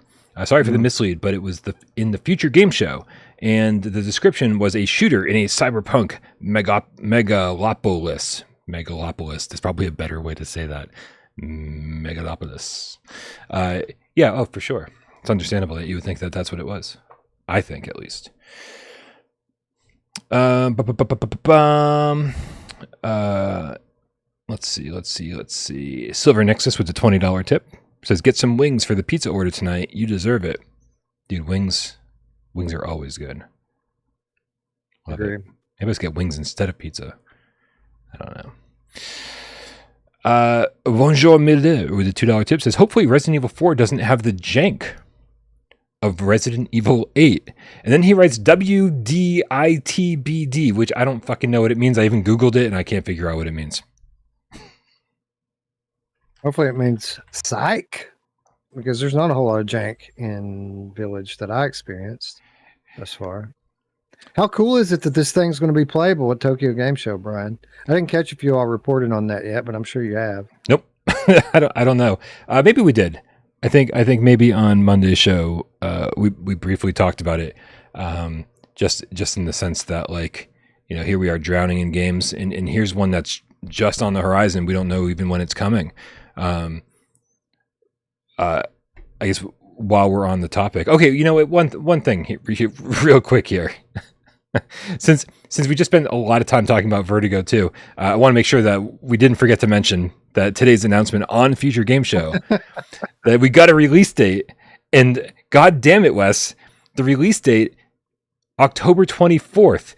We were watching it in voice chat, and me and Tatum were both like December, right? Because like there's Bulletstorm coming in December, and if Vertigo 2 was the only other PSVR 2 game to come out in December, what an amazing month that would be, just those two games, right? Because we're probably only getting games for the first couple weeks at best, because then it's like everybody shuts down for the holidays, and we don't get games until like midway through January. And so, but they're dropping it at the end of fucking October, Wes, which is Spooky Game Central, which is Tennis on Court. I mean, there's already like 7 other games coming out in October, and then they boom drop this one on us too. I say it's looking pretty bad for Tennis on Court right now, is what I would say. Like I don't know I'm going to have time for that until like mid-November sometime. Yeah. This is amazing to me, Brian, because I happen to know for a fact that it was just a couple of months ago that Zach was exploring the idea of possibly porting to PSVR 2. And now here we are, and we're going to have this thing in less than 2 months, according to this. That is incredible. Like, we reported in the build up to PSVR 2's launch that Sony was trying to build a system that made it easy for developers to port their games to PSVR 2. Case in point right here. And I don't know if Perp Games is brought somebody in to kind of lend a hand and help with porting here. But, I mean, we're talking about a one-man studio bringing their game over to PSVR 2 from PC in a matter of months. And that's incredible, because it's a great game. I mean, it's one of the front runners for Game of the Year, and I'm glad I didn't finish it. Now I almost finished it because I thought, if we get this year, it'll probably be late this year, and I need to play it for the Game of the Year discussion. So I was going to play it because I didn't think we'd get it soon enough for me to play through it on PSVR 2. But now I'm dropping the PC version. I'll finish it on PSVR 2 when it comes out in October. I want to go on the record in defense of Tennis on Court, please, and say that I'm, as somebody who doesn't give a fuck about. I mean, I used to play tennis just like recreationally. It was fun. I thought good exercise and fun. I don't know. One of those things that you play and you're like, oh, am I good at this? That's weird. I didn't expect to be good at this, because I'm not terribly athletic. I don't like being outside. And then I dated a girl in college that was like, "You want to play tennis?" And I was like, "No, but whatever." Because I could give back to this relationship a little bit, and I ended up really enjoying tennis. And so I'm oddly excited for Tennis on Court, especially since there's doubles mode. Getting 4 people in there, spectator mode. That means there's going to be a lot more. There will allow to have even more than 4 people in a lobby, and just other people hanging out and watching. I hope a lot of people can spectate, because I think that would be fucking hilarious. I agree with everything you said. I think it's going to be probably a very good game. My point is Vertigo 2, I know. Madison, Happy Funland. I mean, just, we go right down the line. There was so many, more than I can think of right now, games that are coming out during October that I need to play. Like, I want to play the tennis game, but I need to play all these other games. Yeah, I mean, likely Five Nights at Freddy's Help Wanted 2 VR. Like, that game got announced, and then we haven't heard a fucking peep about that game. That's very likely coming in October. So. Yeah. Seventh guest. Oh, wait a minute. I shouldn't have said that yet. Oh, right. We'll get there, I swear. But since we have the Resident Evil 4 trailer running right now, Moen H asks in the chat, when will the Resident Evil 4 VR mode be released? Dude, honestly, I've been saying since they announced it that this will be a great holiday game. To really sell the PSVR2 headsets over the holiday, give people this game that was almost universally 10 out of 10 on every single website when it was reviewed on the flat screen. Here it is, the pinnacle of gaming this generation on PSVR2. Here you go. That would sell headsets.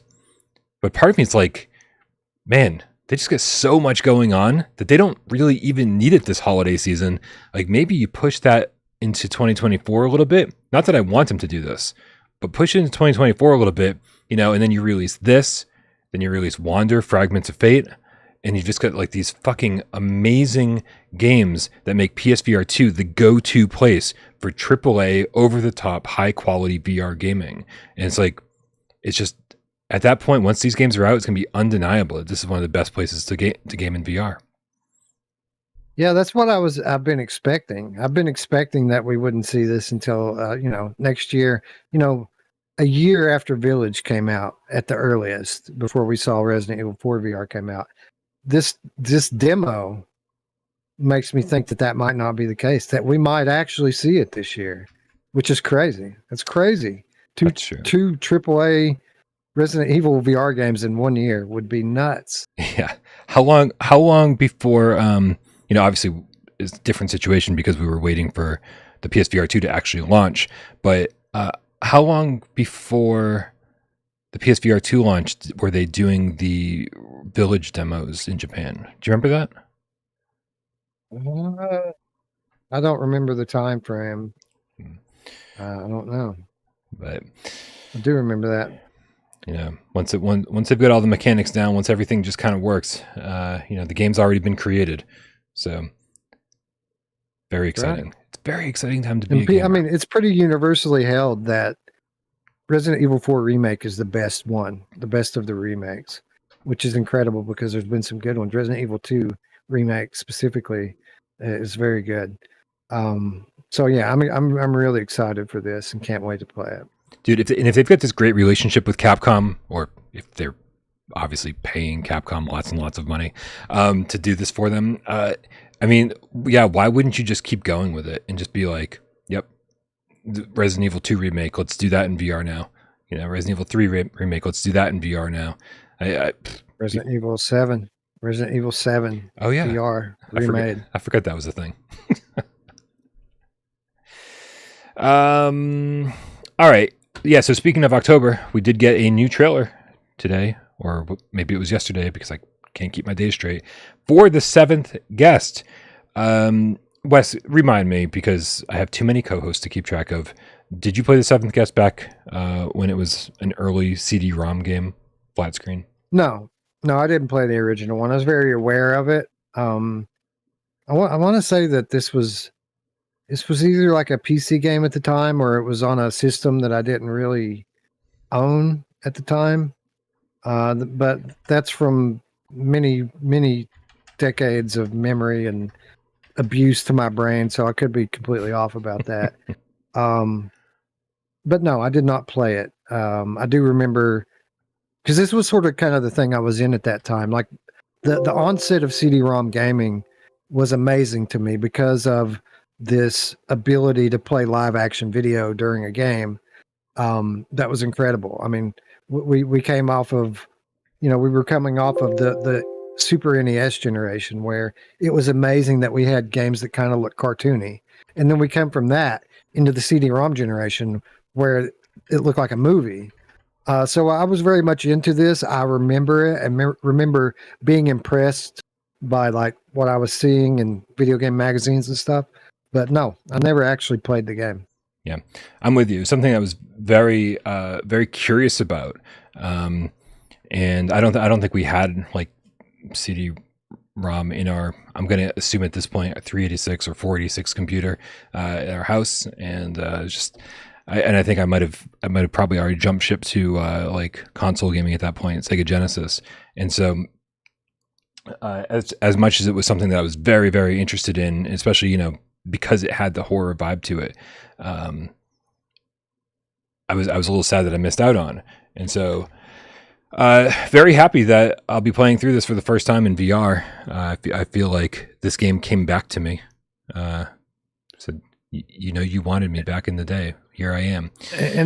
And the great thing about it, the thing that really excites me most about this, and everyone isn't going to love this game because they're very much keeping that same point and click format to it.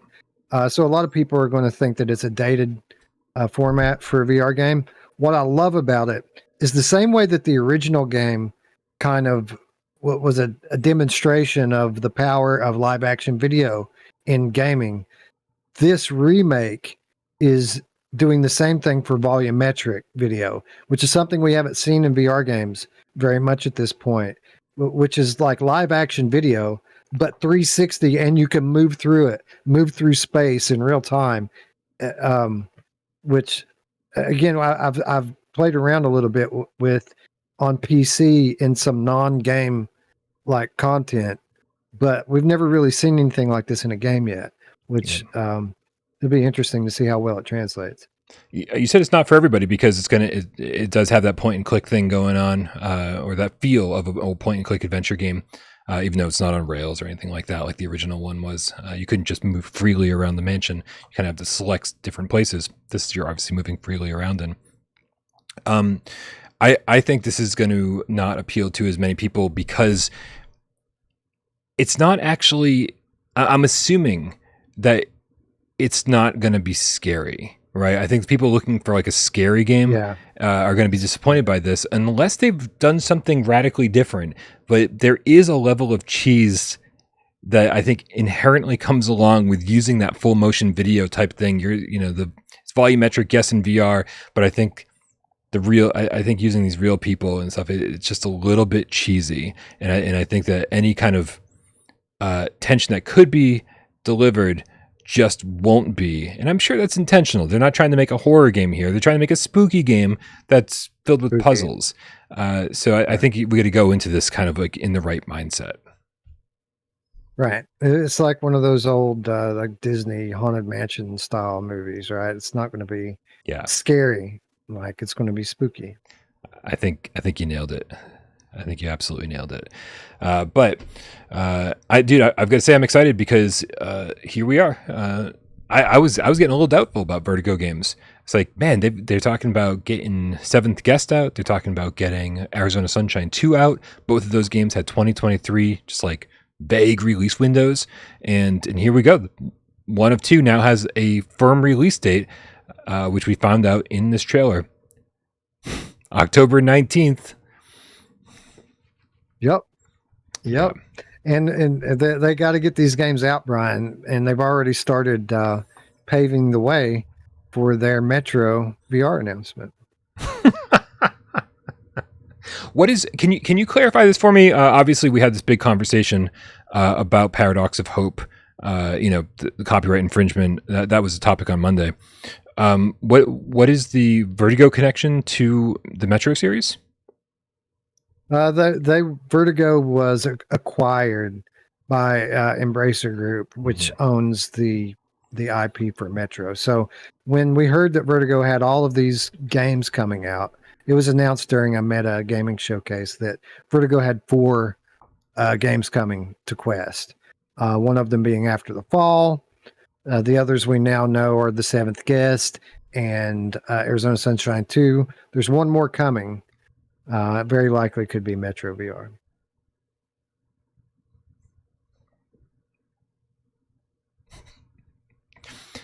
This is a treat for the audio listeners. Um, yeah. Oh, so also shout out to Nick over there, who made Paradox of Hope and kind of just kind of had the rug pulled out from underneath him. I reached out to him on Discord, and he actually wrote back to me. And I didn't realize that he is another one of these single person development teams.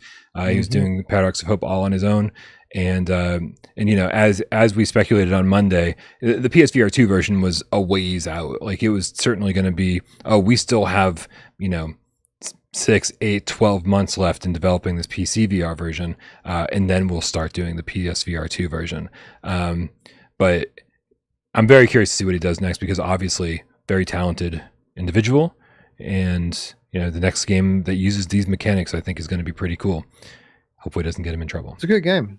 Even in its early access state, it's a good game today. So unfortunate that this happened to him. You're right. He's a great dude, by the way, and talented. So yeah, unfortunate that he's being taken advantage of in this way. But I'm sure he'll bounce back stronger for it, because now he's looking to align with the publisher, and that's just going to allow him in the end to ship a better game anyway. So, and then the last trailer I want to share with everybody today. I think this one's definitely going to go under the radar.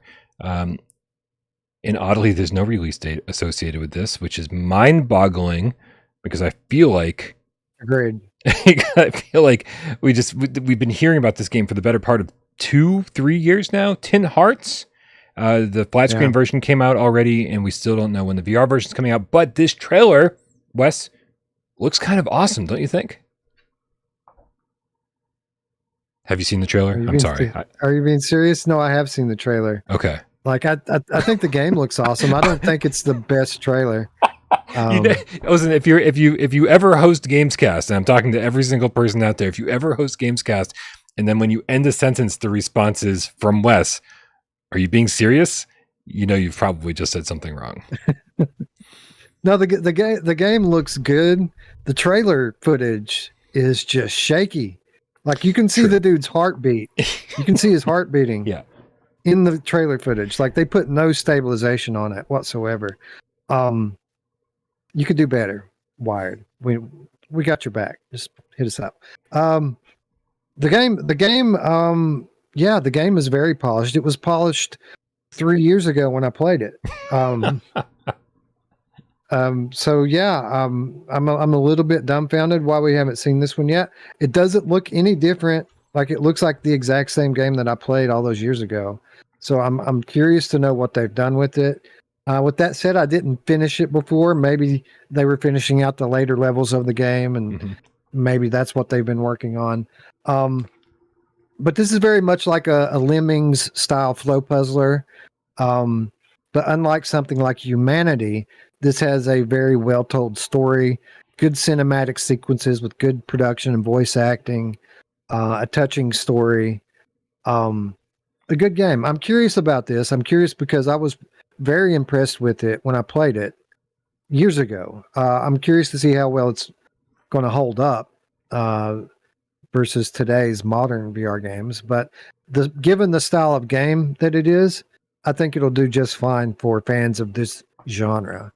But I would expect that we will see this very soon, probably before the end of the year. It's funny because what turned me off of Humanity was I was like, yeah, I played Lemmings when I was a kid, but Lemmings always kind of falls into this category of like, I kind of played it because it was the only game we had, right? And somehow we also got Oh No More Lemmings, and like Lemmings 3D is like Lemmings just is always around. I don't know why we had so many Lemmings games. And I played because we had it. It was a pet Paperboy. Just wasn't a fan of the games themselves, but I just ended up playing a lot of it. And and so when I saw Humanity, I was like, oh, you know what? I don't know if this is what I want to be playing in VR.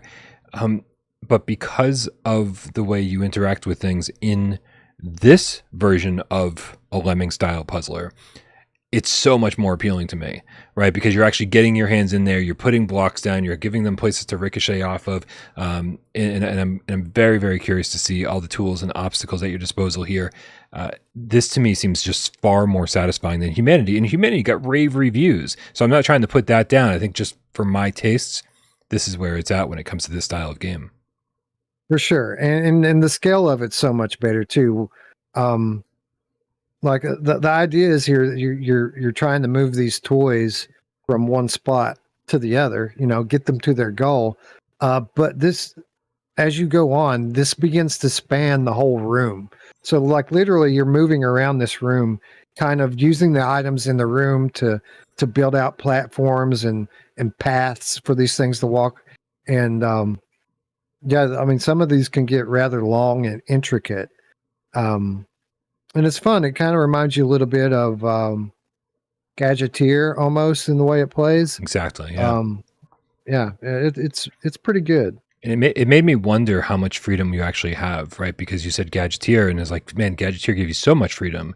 And here, it seems like it looks like you have that kind of freedom, but I don't actually know. And if you do have a ton of freedom to get these little characters from one end of the room to the other, then yeah, you can sign me up. I could probably lose a lot of hours in this.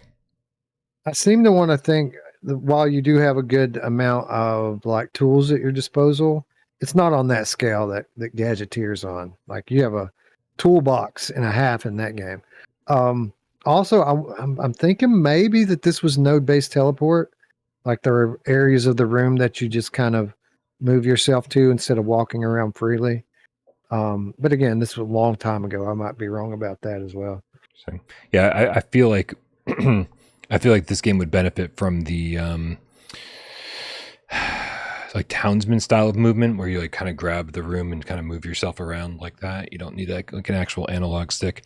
It gets kind of more precise, pulling your ghostly, godlike body. That's what I loved about Gadgeteer. Like I took, it was in the early days of Quest 2. I took my Quest with me on a trip where I was staying in a small hotel room with my family of 5. There wasn't really any room to play VR, but me being a night owl, everyone's asleep. I want to play a game or something to pass the time. I was able to play Gadgeteer while laying in bed because of the movement, because I could pull myself around and put myself right where I needed to be. So I agree. I like that style for a game like this. Man, I love playing video games in bed. VR would be interesting. Quest 3, bro. Tiny, compact. Yeah, I mean, maybe. I don't know. I just got rid of my Quest 2. I'll probably get a Quest 3. I think we all know that it's unavoidable. We got a couple tips, and then we're going to play a little 20 questions. We got Grandpa Barbecuer Game Cat. That's just hard to fucking read, but it's a great name. Grandpa Barbecuer Game Cat with the Australian $5 tip. Maybe I didn't say it with a strong enough Australian accent. It probably rolls off the tongue that way. It says, off topic, has anyone used these ceiling hook systems that keep your PSVR2 cord off the floor and follows you around in the play area? I personally haven't. This has never been a problem for me, this cable. I play seated most of the time anyway. I can say that my co-host Eric does use this, and he swears by it. Like he loves it. He says it's great. So it's the next best thing to just having a wireless solution. So I guess if you get a good one and it's set up correctly, it can be a game changer for people who like to move around a lot. I actually have the Kiwi design ones in my ceiling right now. Like I'm looking at them. That's why I'm not staring at the ceiling. I'm not just ignoring you guys. How dare you? How dare you roll your eyes, Bryan? Seriously, fuck that Bryan disrespectful guy. So disrespectful. And they are quality. If you're gonna get them, if you're gonna get these pulley systems, get the Kiwi design ones. They are just, they ooze quality, man. Like when you pull that string, when you pull that pulley, like you can just tell that everything was made with top quality ingredients. Mixed them up in a bowl and put them in the oven 400 degrees for 35 minutes. Good stuff, and they're relatively cheap too. I used it for PSVR1 for a while, but when PSVR2 showed up, I honestly just, dude, it's been 7 months, and I feel like it just showed up yesterday. Like I plugged the thing in, I was like, I gotta get to work. And I feel like it's still in that same position where it's like, just I plugged it in and I had to get to work. The cord's like all across the floor and shit. Like it's like in the middle of my living area, but it's because I use it all the fucking time. But I do recommend the Kiwi design pulley systems. They really are great. And you get a lot of pulleys in there too. You don't just get like a couple. You get like, it felt like I got like 6 or 7 or something. So you can really get elaborate with your shit. Kilocell 777 forever with a $3 tip sends us a Shiba dog raising an arm to greet someone asking, how's it going? I love when you copy and paste an emoji and it tells you a description of the emoji. Thank you, Kilocell. We love you. Bonjour, Miller. It's just fun saying, man. I can't get enough of that. I wish everybody was named Bonjour, Miller, so I could just say it all day long. $2 tip says, is Wes vaping while live? Restart the stream. Sometimes I do, especially on these ones that go for 2 hours. Like, yep. It helps. It's better that I'm calm and patient instead of sitting here fucking jonesing out for a vape. Whenever you have to spend 2 hours with Bryan Paul, you better fucking vape.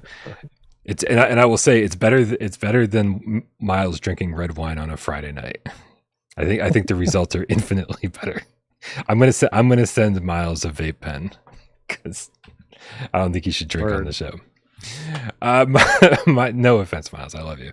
Macho X3, the real estate procrastinating game cat, the $5 tip says, just so we're all aware, Crossfire NPCs are bullet sponges. No 1 or 2 shot headshots, no realism, 15 to 20 rounds just to take one guy down.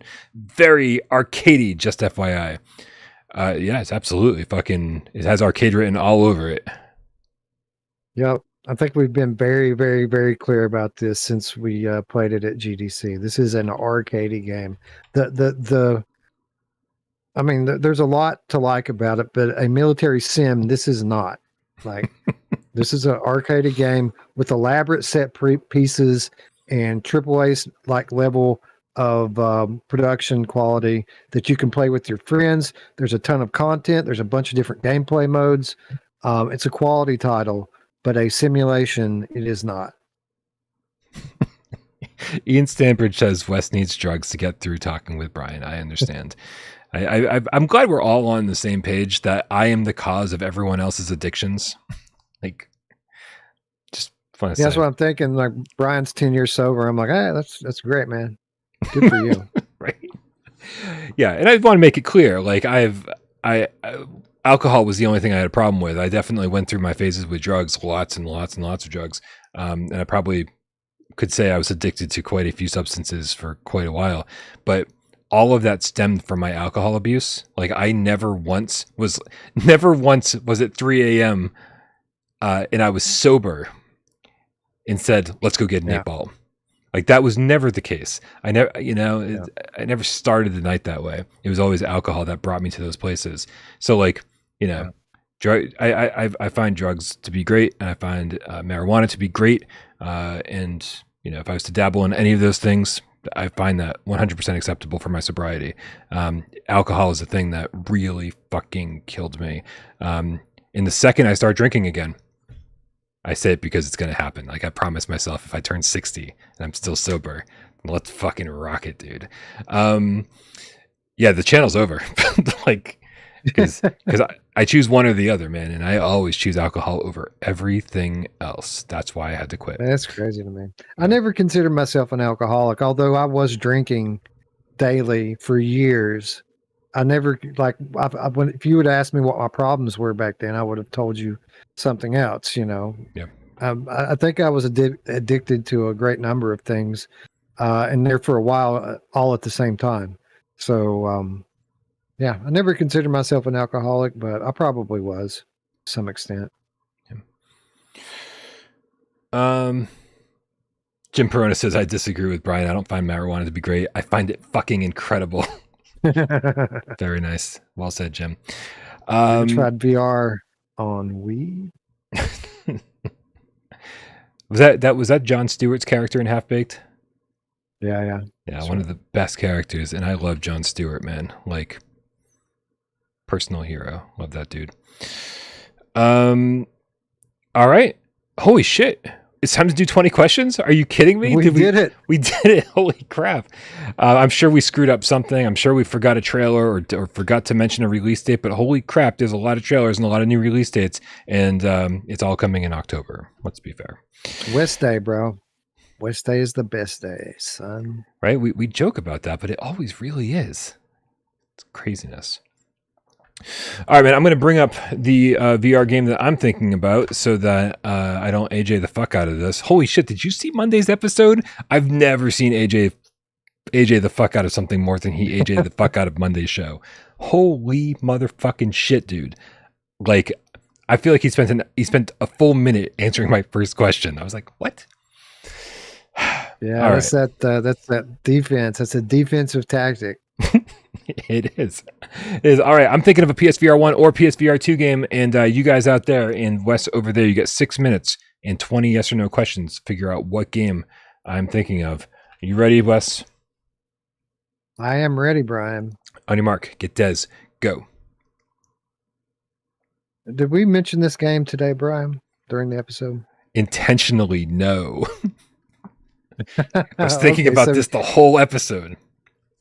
Oh wow! Now I'm gonna spend 6 minutes sitting here trying to think of what it could possibly be. No, I'm just kidding with you. So we didn't mention it. Has this game been announced for PlayStation VR2? Yes. And we didn't mention it today, but it's been announced. Has it been released for PlayStation VR2? Yes. All right, so here we go. Is it a good game, Brian? No. I mean, no. Not a very good game. It's is it? It's okay. It's an okay game that has not been mentioned today. Is it exclusive to PlayStation VR? It is not. That's 5. Not exclusive to PlayStation VR. Is it a PSVR 1 game? It's not. Hi, Phil Harris. Goodbye, Phil Harris. Sorry, not. All right. So we have a mediocre PSVR 2 game that is most likely a Quest port that we have not talked about today. That's a lot of information. Is there multiplayer? No. 7. No multiplayer. Full locomotion? No. Not full locomotion. And you can feel free to read into the way I said no. Huh. Sorry, lots of sirens on my end again. Whoop, whoop, whoop, whoop. Okay. So it's not full loco, guys. Probably not a shooter, but is it a shooter, Brian? Yeah. So it is a shooter. It's a shooter. It's most likely going to be a wave shooter port. It's not on PSVR 1.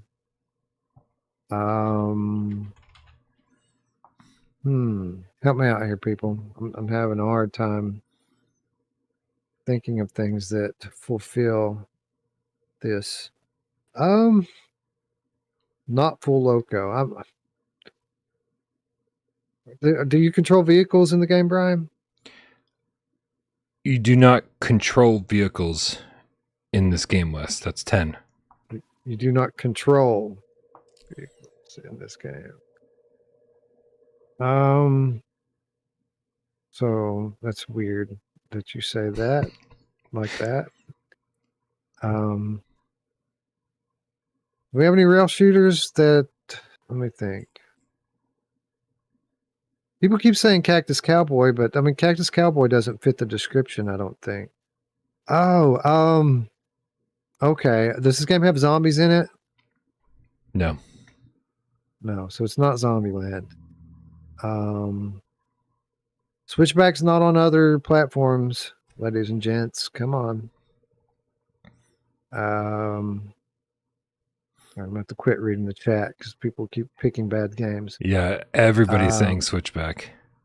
Yeah, it's multi-platform, people. Multi-platform. So let's think.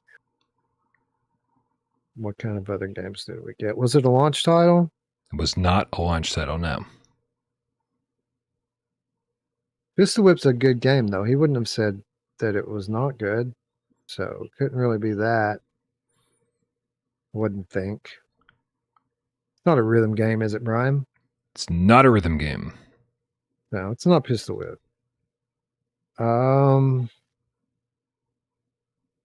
That's a good thought, Nihilist Ryan.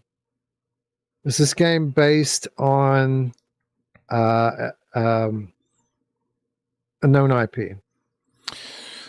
Yeah, this game is based on a known IP. And would that known IP be from the realm of arcade gaming? Yes, it would be. That's 15. Is this game Operation Wolf First Mission VR, Bryan? This game is Operation Wolf Returns VR Front Mission. I don't remember how it's said. I saw Austin Tatum asked if it was a military setting. Then I saw Nihilist Ryan go for the jugular. And yep, it's a good job. I said it's not a very good game. I feel like it's fun, but just lacking in so many ways. I enjoyed it. It could have been better, but I enjoyed it. It was polished. You know, it was polished and had a fun loop to it. Yeah. I'd rather have a remake of Operation Warcade, to be honest, but it was good. Yeah. I'd rather have a House of the Dead VR game, but you know, whatever. For sure. Yeah. I feel like we're gonna get that. Oh God, I hope so. That would be amazing.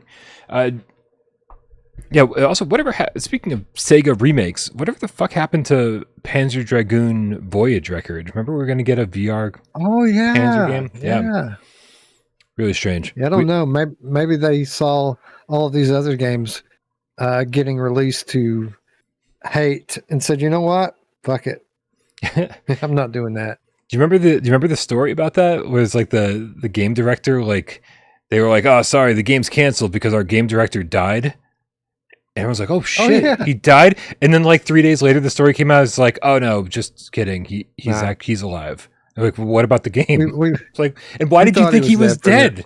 Like I remember reading into that a little bit, and there was like some speculation that maybe he was tied to like Japanese mafia and stuff like this. And I'm like, yeah, okay. So when the guy went like missing for a couple of days, they thought, all right, that they offed him, and then no, he's fine. He's here. He must have paid the ransom or whatever. For real. What happened to the R-Type? Remember, we were supposed to get an R-Type mode, right? So yeah, R-Type Final 3. We were supposed to have a PSVR2 takeoff sequence. So when you start the game, yeah, it's like playing the headset, and you actually get to be in. I forget what the R-Type ship is called. Rypop would kill me right now. And so you see that in first person, and then boom, you play the game. I hear the last I checked on that, they said that mode, that edition was coming post-launch. But the game's been out for a little bit, so I don't know how post-launch it's going to be.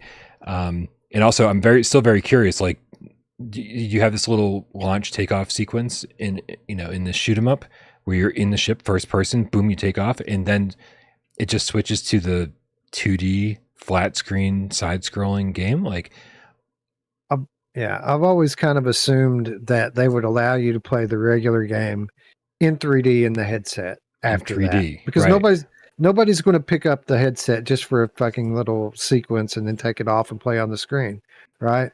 Yep. So I'd always assume that they would at least let us play the regular game with 3D depth, you know. Rapop's in the chat. He says, I am mad that you don't know. God damn it. I'm so unhappy right now. I can't remember what it was called. Joey VR with the level 1 membership in the chat says, sorry I'm late. That's all right. We were just ready to finish. So thank you for being here for the very end of the show. And thank you everybody for hanging out today.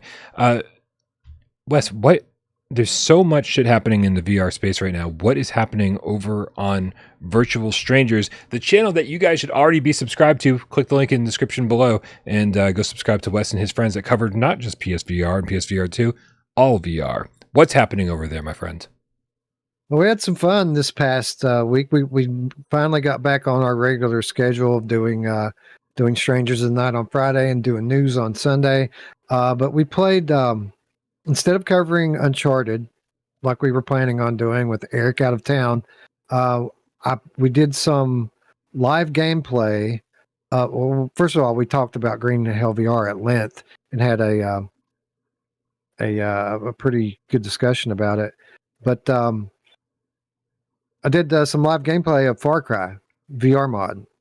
So we played the original Far Cry in first-person VR with motion controls, and it was really good. It's hard, difficult game, but it was fun to play in VR. This week, we're going to check out a title on Steam called what's it called? It's a science fiction game, puzzler that's developed by the band Tesseract, which is a UK-based metal band. This sounds so familiar. Yeah, they also happen to be game developers, and they made a really polished-looking puzzle game to go along with their new album, and it looks really cool. We're going to check that out. Nice. Yeah, I think maybe Miles was telling me about this, or maybe it was you. I don't know, but it was called War of something. I don't know. But besides that, the obvious thing that we're going to be covering this week, Firewall. We're doing more Firewall, bro. Hell yeah. This week's all about Firewall. Yep. Same here, man. Same here. I'm definitely excited to, I guess I got to bring live streams back because, obviously no one has review queues. No one, we're not able to play this game before launch. When it launches tomorrow, 11 a.m. Eastern, I'm assuming that I will have this fully downloaded on my console, and then I'm just going to jump in. I think I'm just going to start a live stream and jump in, and like we can all kind of, experience it together. I'm sure there's going to be plenty of people playing right at launch, so I think it should be fun.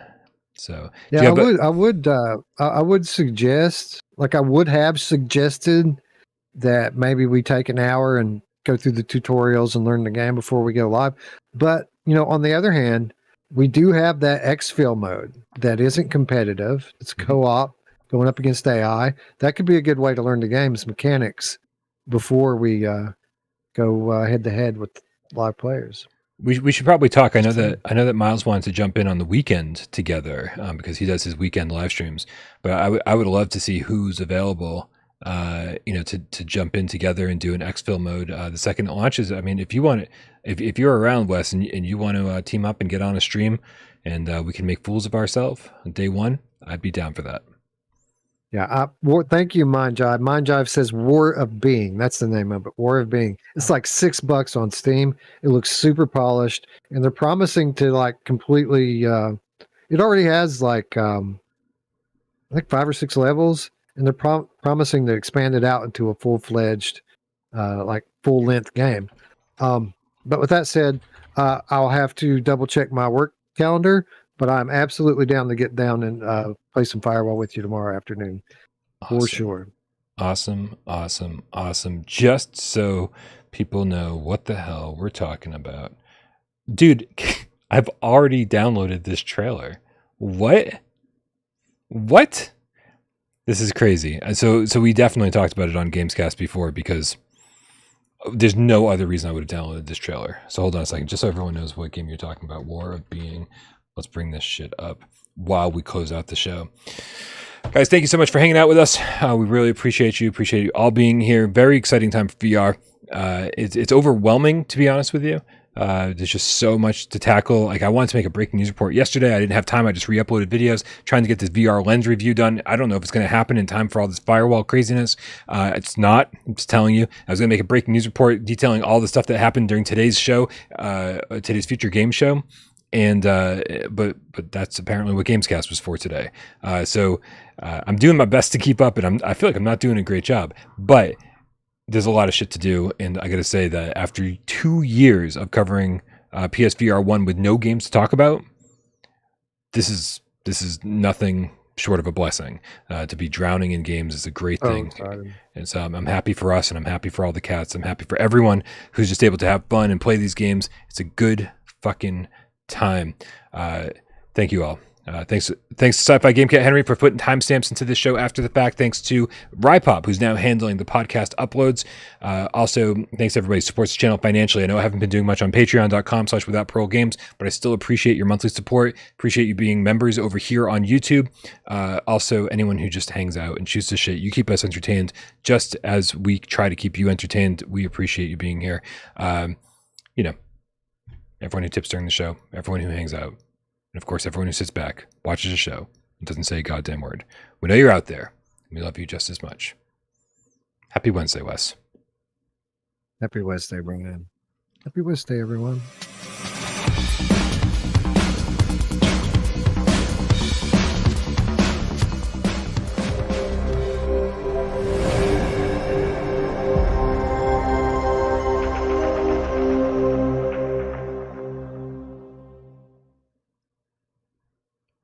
KillCell777 forever with $5 tip says, I didn't hear anything you guys said until I heard Firewall.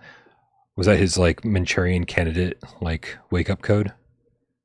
Yeah, maybe. But I very much agree with the sentiment. Like Crossfire's coming out next week, and I can't even think about it. I just can't even think about it because all I'm thinking about is playing Firewall right now. Yeah. Yep.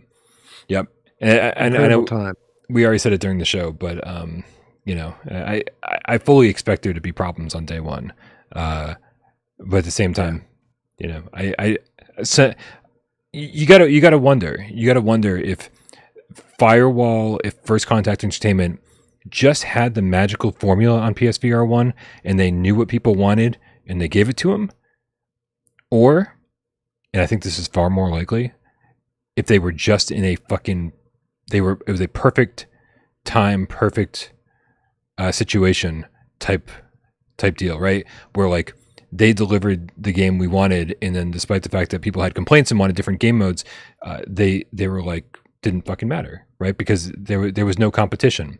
No other studios were bringing their PC VR shooters over, and Firewall just kind of like ruled the roost. There's a little more competition now. I'm wondering if this is the game we'll still be playing in 4 years from now.